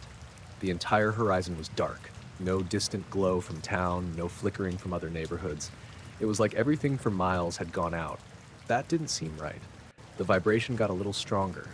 I could feel it in my chest now, not just through my shoes. Rena wrapped her arms around herself. "I don't like this." "Probably just a transformer or something," I said, but it didn't sound convincing even to me. The air felt heavier, like before a storm, but there were no clouds building. No wind either. Then the blue patch changed. It didn't expand exactly. It just sharpened. The edges became more defined, like it was separating from the rest of the sky. And for a second, I thought I saw depth to it, not like a hole or anything obvious, just a sense that it wasn't flat like the clouds around it. I squinted, trying to focus. That's when the vibration peaked. It wasn't loud, but it was intense. My ears started to feel pressured, like I needed to pop them. Rena stepped back suddenly. "Okay, no, that's..." She didn't finish. The blue light brightened. Not suddenly, not like a flash. Just a quick, smooth increase, like someone turning up a dimmer switch. For maybe 3 or 4 seconds, the whole street was tinted blue. Not illuminated exactly. Shadows were still there, but everything had that color to it. The houses, the road, even Rena's face. During that moment, I noticed something above us. Shapes. Not solid, not clear, but something moved across that blue patch. Large, slow, like shadows passing behind frosted glass. I couldn't make out edges or details, just movement. My stomach dropped. I took a step back without thinking. The vibration held steady, almost like it was waiting. Then it all stopped. The blue faded instantly, like it had been switched off. The vibration cut out at the same time, and a second later, the power came back. Every house lit up at once. Streetlights flickered on. The hum of electricity filled the air again. It was so sudden it made me flinch. Rena let out a shaky laugh. "What the hell was that?" I didn't answer. I was still looking at the sky. It was normal again. Just low clouds reflecting the usual orange glow. No blue, no shapes. Just regular night. We stood there for a bit longer, but nothing else happened. Eventually, she went back inside. I did the same. The house felt loud again with everything running. I checked my phone. Still no signal for a minute or two. Then it came back. There were no alerts, no messages about outages or anything unusual. The next day, I asked a couple other neighbors if they saw anything. Most of them just mentioned the power cut. One guy, Malik, said his lights flickered twice before going out, but that was it. No one mentioned the sky. Later that afternoon, I walked out into the street again, just standing roughly where I had been. Everything looked completely normal, but when I looked down, I noticed something odd on the pavement. A faint discoloration, like a wide patch where the surface looked slightly dulled compared to the rest. It stretched across part of the road, right under where that blue patch had been. I rubbed my shoe over it, thinking maybe it was just leftover moisture or oil. It didn't change, it wasn't anything obvious. You'd walk right over it without noticing. But it was there.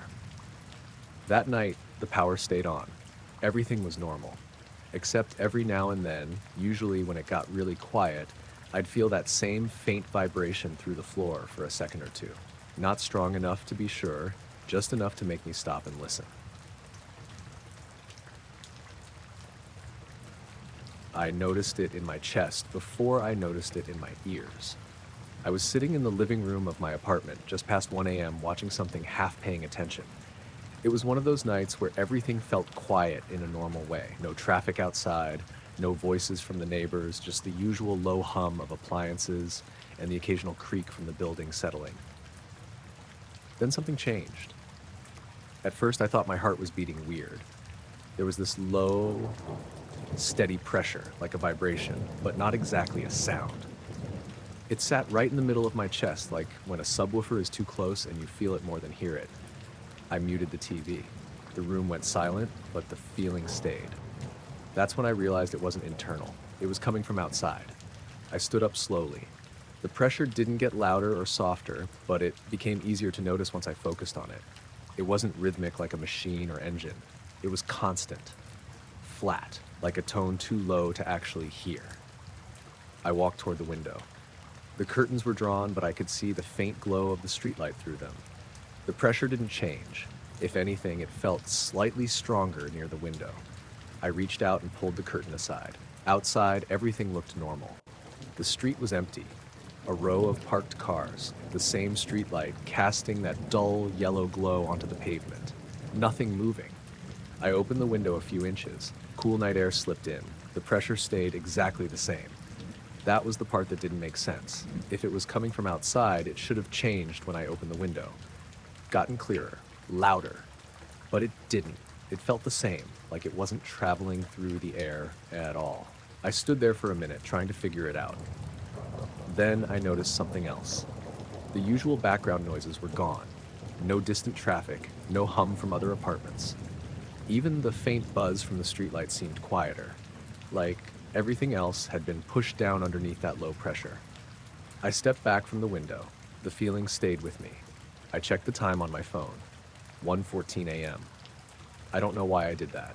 It just felt important to mark it. I walked toward the front door. There was a moment where I hesitated with my hand on the knob. Not because I was scared, more because I had this weird expectation that something would be different on the other side. I opened the door. The moment I stepped outside, it stopped completely. No fade, no gradual drop, just gone. The air felt normal again, light, quiet in a regular way. I stood there on the small concrete landing outside my apartment, looking up and down the street. Everything looked the same as it had through the window. Still, empty. But now I could hear things again. A car somewhere far off, wind moving lightly through the trees, even the faint electrical buzz of the streetlight. I stepped fully outside and let the door close behind me. The pressure didn't come back. I walked a few steps out toward the sidewalk. The night felt normal. I looked up at the sky, clear. Stars scattered across it. Nothing unusual. I stayed there for maybe a minute, just listening. Everything stayed the same. Then I turned around and went back inside. The moment the door closed behind me, the pressure returned.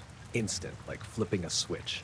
It hit my chest again, that same low, steady hum I couldn't actually hear. I froze in the entryway. That didn't make sense. I opened the door again, stepped outside. Gone. Stepped back in, back again. I repeated it once more just to be sure. Outside, nothing. Inside, it was there. I stood there for a while, halfway between the door and the living room, trying to figure out what could cause something like that. It didn't feel like sound. It didn't behave like sound. I walked back toward the window. The pressure stayed with me. I looked up at the ceiling. There was nothing there. Just the same off-white paint, the same light fixture. but the feeling seemed stronger when I stood directly under it. Not by much, just enough to notice. I moved a few steps to the side, slightly less, back under it, stronger again. I stayed there for a few seconds, standing still, looking up. The pressure didn't change, didn't pulse, didn't shift, just stayed constant. Then just for a second it stopped. I hadn't moved, I hadn't done anything, it just cut out. The silence that followed felt deeper than before. Then it came back, same intensity, same steady presence. I checked the time again, 1:22 a.m. That caught me off guard. I was sure I hadn't been standing there that long. It felt like a few minutes at most. I went back to the couch and sat down. The pressure stayed. I turned the TV back on, but the sound felt distant compared to it. Eventually, after a while, I must have fallen asleep. When I woke up, it was morning. Sunlight filled the room. Everything felt normal. No pressure, no hum. I got up and went about my day like usual. Around the same time, I found myself standing near the door again, waiting, listening. And just as I was about to convince myself it wasn't going to happen again, I felt it. That same low, steady pressure settling into my chest. And without thinking, I reached for the door. I saw the headlights before I saw the road. It was early morning, just before sunrise, and I was driving through a stretch of back roads in western Pennsylvania. I'd left my sister Dana's place around 5 a.m. to beat traffic, but I didn't expect the fog. It rolled in fast. 1 minute the road was clear, the next it was like driving into a wall of gray. I slowed down immediately. The fog was thick enough that my headlights just bounced back at me, lighting up the air instead of the road. Everything beyond maybe 20 feet was swallowed. I kept both hands on the wheel, leaning forward slightly, trying to focus on the faint outline of the center line. The world shrank down to just that narrow slice of pavement. No houses, no trees, just fog. Then I saw them, 2 points of light ahead, faint at first, barely visible through the haze. I assumed it was another car coming toward me. That was normal. The road wasn't busy, but it wasn't empty either. I eased my foot off the gas a little more. The lights grew brighter as I got closer, but something felt off. They weren't moving the way they should. On a straight road like that, oncoming headlights usually shift slightly as the car approaches, the angle changing with distance. These didn't. They stayed fixed, perfectly aligned. I squinted through the windshield. The fog distorted everything, but I could still make out that the lights were higher than they should be. Not by much, just enough to notice. I slowed down further. Now I was creeping along at maybe 15 miles an hour. The headlights stayed in place. They didn't get noticeably closer. Didn't drift, didn't dip or rise. Just hovered there in the fog. I tapped the brake lightly. The car slowed even more. I leaned forward, trying to see if there was a vehicle behind the lights. There wasn't. At least, I couldn't see one. Just the lights themselves, floating in the gray. I rolled down my window slightly. Cold, damp air filled the car. The fog smelled faintly earthy, like wet ground and leaves. I listened for an engine. Nothing. No hum, no tires on pavement, just silence. I looked back at the lights. Still there, still hovering. I came to a complete stop. The car idled quietly. The lights didn't react. They didn't brighten or dim. They didn't move at all. I checked my mirrors out of habit. Nothing behind me, just more fog. When I looked forward again, the lights seemed slightly closer, or maybe I was just imagining it. I couldn't tell. I sat there for a few seconds debating whether to turn around, but the road was too narrow for that without backing up a long way, and I didn't like the idea of reversing in that fog. So I made a decision. I eased the car forward again, slowly, very slowly. The headlights stayed fixed. As I got closer, I realized something else. They weren't level with the road. They were above it. Maybe 3 or 4 feet higher than where headlights should be. That's when the tight feeling in my chest started. I kept moving forward. The fog seemed to thin slightly, not clearing completely, but enough that I could see a little more of the space around the lights. There was no outline of a car, no shape, just the lights, suspended in midair. I stopped again, closer this time, maybe 30 feet away. I stared at them, trying to make sense of what I was seeing. They didn't flicker, didn't blink, just a steady, dull white. I reached over and turned off my headlights. The road in front of me disappeared into darkness, but the floating lights remained, unchanged. That's when the fog shifted. It didn't clear all at once, it just thinned enough in that specific spot. For a brief second, I could see the road beneath the lights. Empty. Nothing there. No vehicle. No structure. Just pavement. The lights hovered above it. Then, as the fog continued to shift, the lights dimmed, not fading out gradually, just becoming less visible as the air cleared. Within a few seconds, they were gone. Completely. The fog thinned enough that I could see farther down the road. There was nothing there. No car, no taillights driving away, no turnoff where something could have gone. Just an empty stretch of road disappearing into the distance. I sat there for a moment, my headlights still off, then I turned them back on. The beam cut through what was left of the fog. The road looked normal again. I drove forward slowly, passing the spot where the lights had been. There was nothing unusual about it, just asphalt, a faded center line, grass along the edges. I kept going. The fog gradually thinned as I drove farther. By the time I reached the next intersection, it had almost cleared completely. I checked the clock on the dashboard. 5:32 a.m. That made me pause. I was sure it had been around 5:10 when I first hit the fog. The stretch of road I'd been on shouldn't have taken that long. I tried to replay what had just happened, how long I'd been sitting there watching the lights. It didn't feel like 20 minutes, more like a few minutes at most. I drove the rest of the way home without seeing anything else. But every time another car approached from the opposite direction, I found myself watching the headlights carefully, making sure they were attached to something. And when I finally pulled into my driveway and shut off the engine, I sat there for a minute, staring down the empty street, half expecting to see those same two lights hanging there in the distance.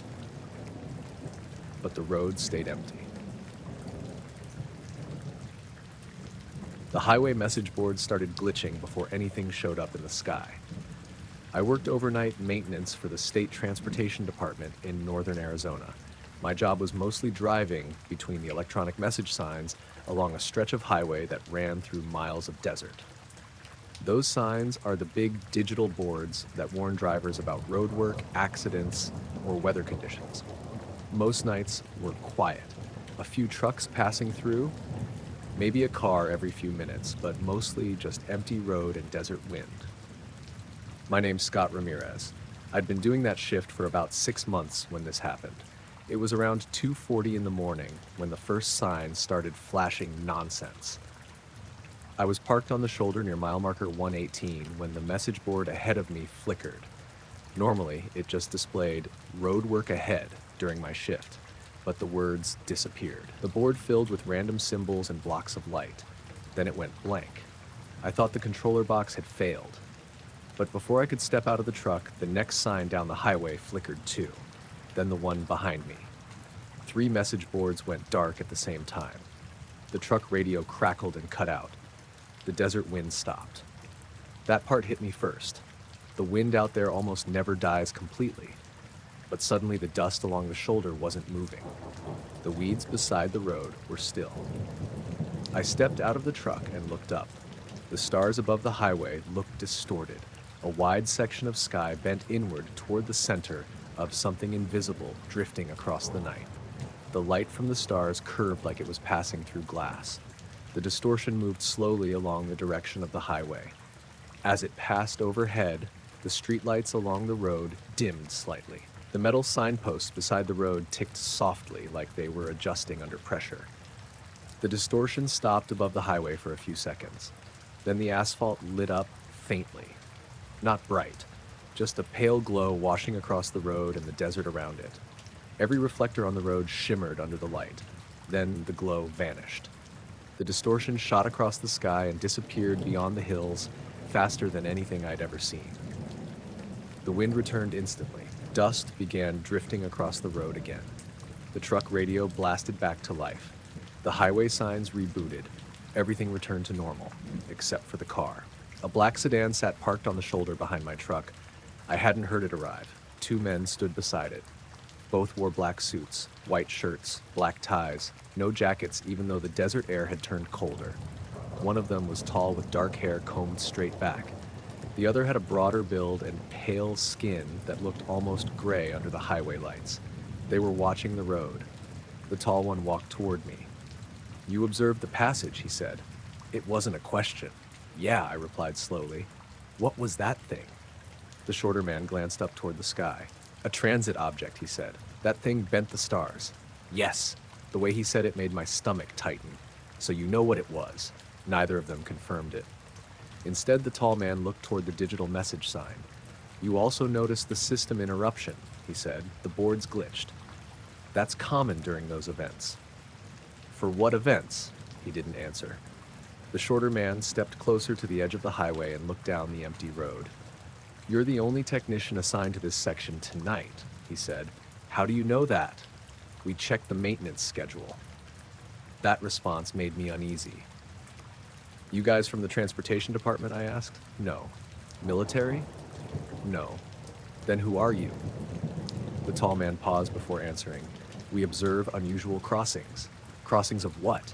He looked up at the sky again. Things that move through this region. That's not helpful. It's accurate. The wind pushed dust across the highway again. A truck passed far down the road, its headlights sweeping across the desert.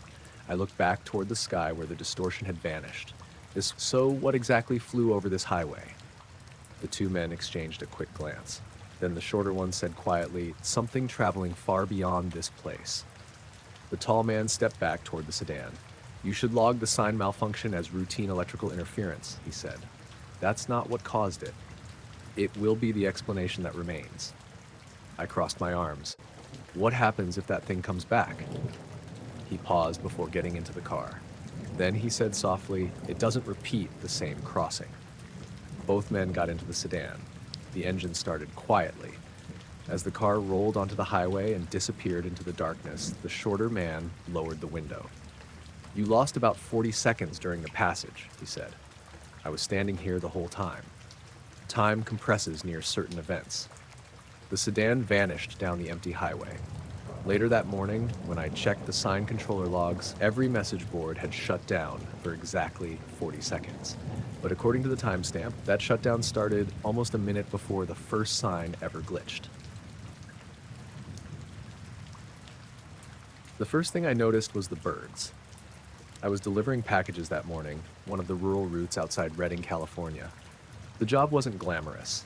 Just driving a white van down long stretches of road where houses were half a mile apart and people left snacks out for the drivers.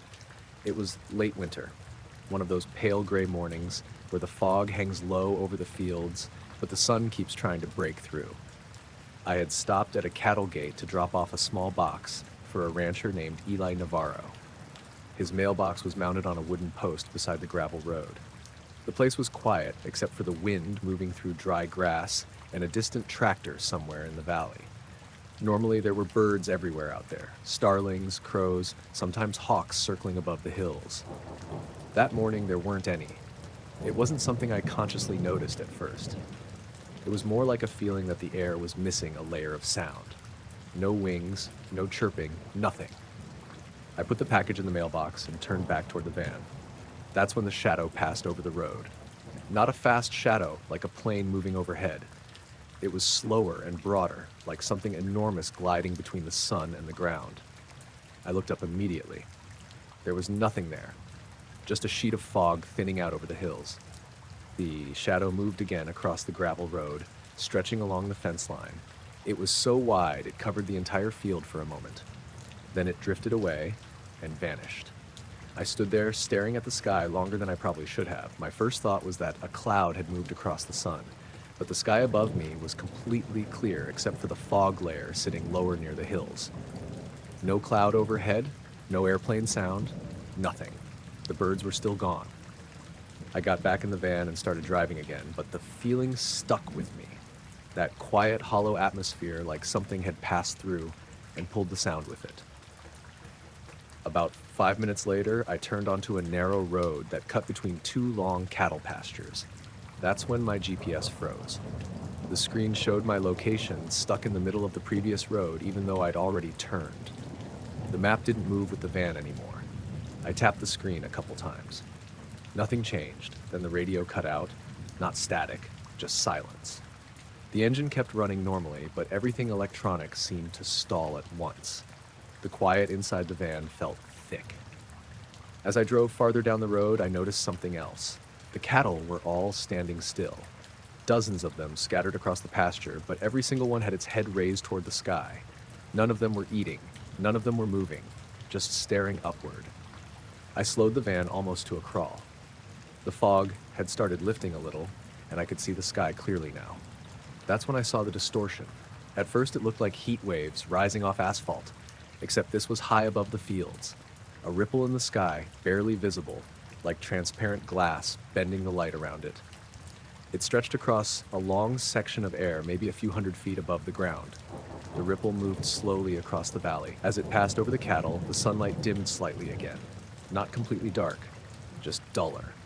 My heart started beating harder. I reached for my phone to record it. The screen lit up for a second, then shut off. Battery dead. It had been almost full 5 minutes earlier. The distortion slid across the sky for another few seconds. Then it was gone. The sunlight returned to normal. The cattle immediately lowered their heads and went back to grazing like nothing had happened. My radio suddenly popped back on with a loud burst of static that made me flinch. The GPS map snapped forward and corrected my location. Everything in the van went back to normal. I sat there gripping the steering wheel, trying to convince myself I'd imagined the whole thing. Then I saw the car. It was parked on the side of the road about 50 yards ahead, a black sedan, clean, polished, completely out of place on that dusty farm road.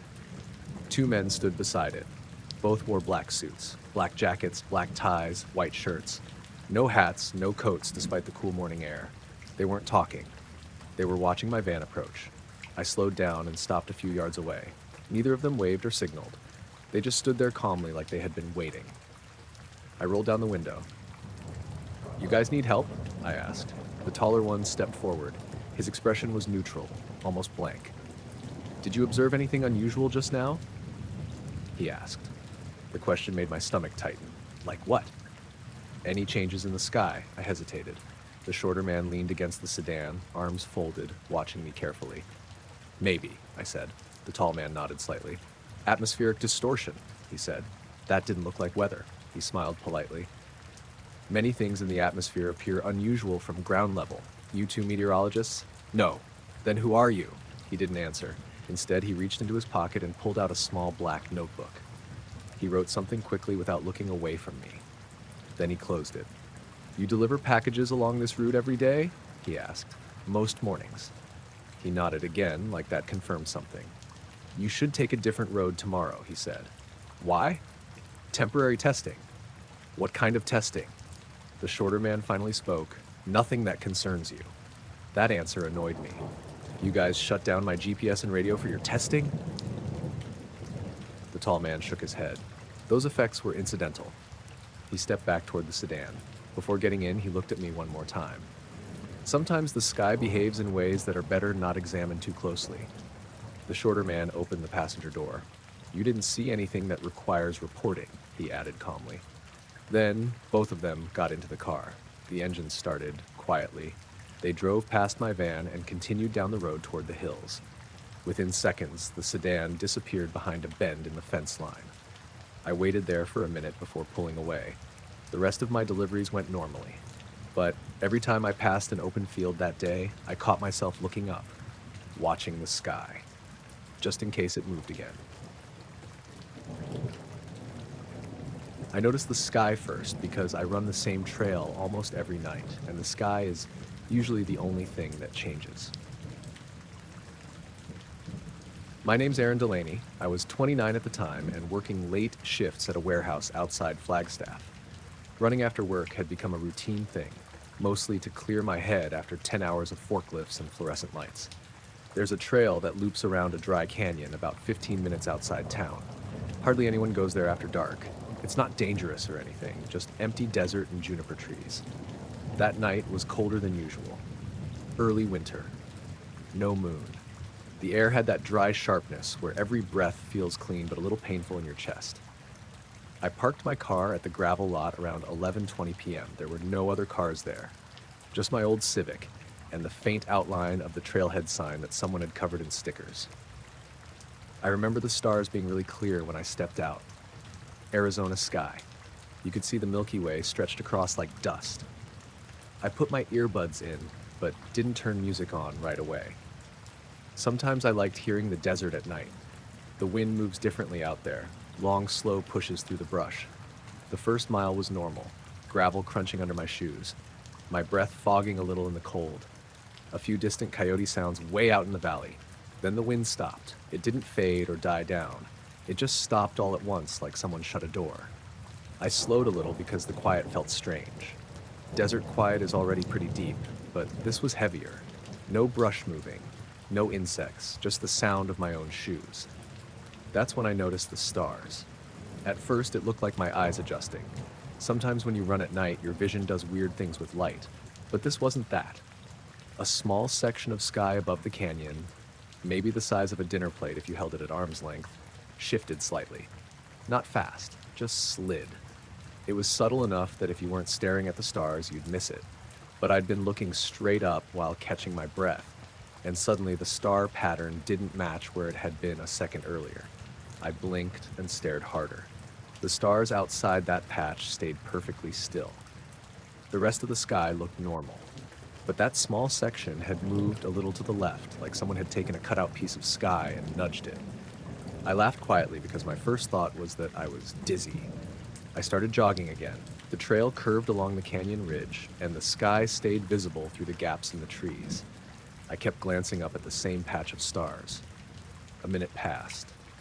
Then it shifted again, this time downward. Not the stars themselves moving across the sky the way they normally do over hours. This was different. The pattern stayed intact, like a photograph sliding across glass. I slowed to a walk. I tried to focus on one bright star near the edge of the moving section. It drifted slightly and then stopped again. The desert stayed completely silent. Even the coyotes had stopped. I took my earbuds out and listened. Nothing. It felt like the air itself had thickened. For a few seconds, I wondered if there was some kind of atmospheric distortion happening. Heat layers sometimes bend light weirdly. But it was freezing out there. No heat shimmer. Then something else happened. The moving patch of sky seemed to dim, not disappear, just lose brightness, like something large had passed between the stars and the ground.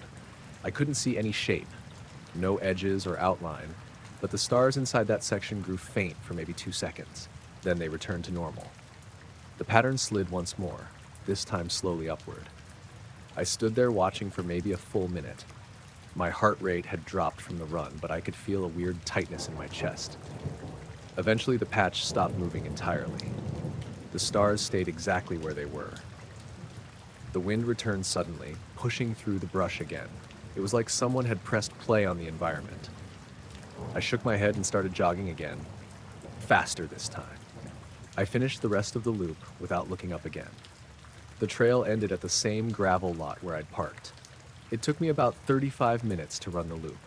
My car was the only vehicle there when I left, and it was still the only one when I got back. Except 2 men were leaning against it. I saw them from about 20 yards away. At first, I thought maybe they were cops. The trail technically closes at dusk, and sometimes rangers swing by to tell people to leave. But these guys didn't look like rangers. They wore black suits. Actual suits. Black jackets, black pants, white shirts, thin black ties. Both had dark sunglasses on, even though it was almost midnight. They stood on either side of my car like they owned it. The taller one had his arms folded. The other had his hands resting on the roof. Neither of them moved when I approached. I slowed to a walk about 10 feet away. That's my car, I said. The taller man tilted his head slightly. We know, he said. His voice was calm, not threatening, just flat. I waited for them to move. They didn't. The shorter one pushed off the roof of my car and stepped closer. Did you enjoy the illusion? He asked. For a second, I didn't understand what he meant. Sorry? The sky, he said. You were looking at it. My stomach tightened. You guys were watching me? We were observing, the tall one said. Observing what? He didn't answer immediately. He looked past me toward the canyon trail like he expected someone else to walk out of the darkness. Then he said, It's not something people usually notice. I laughed nervously. You mean the stars moving? Neither of them reacted. The shorter man looked at the sky above the parking lot. You noticed the distortion, he said. Yeah, I said slowly. What was that? Neither of them answered right away. The wind moved through the trees again and rattled the trail sign. Finally, the tall one spoke. An optical effect, he said. That doesn't make sense, I said. It doesn't need to. The shorter man studied my face like he was trying to memorize it. How often do you run here? He asked. Most nights. After work? Yeah. He nodded slightly, like that information meant something. Then he reached into his coat pocket and pulled out a small notepad. He wrote something quickly and tore the page out. He didn't hand it to me. He just folded it and slipped it back into his pocket. You should consider running somewhere else for a while, he said. Why? He looked at the tall man briefly before answering. Maintenance, he said. That's not an answer.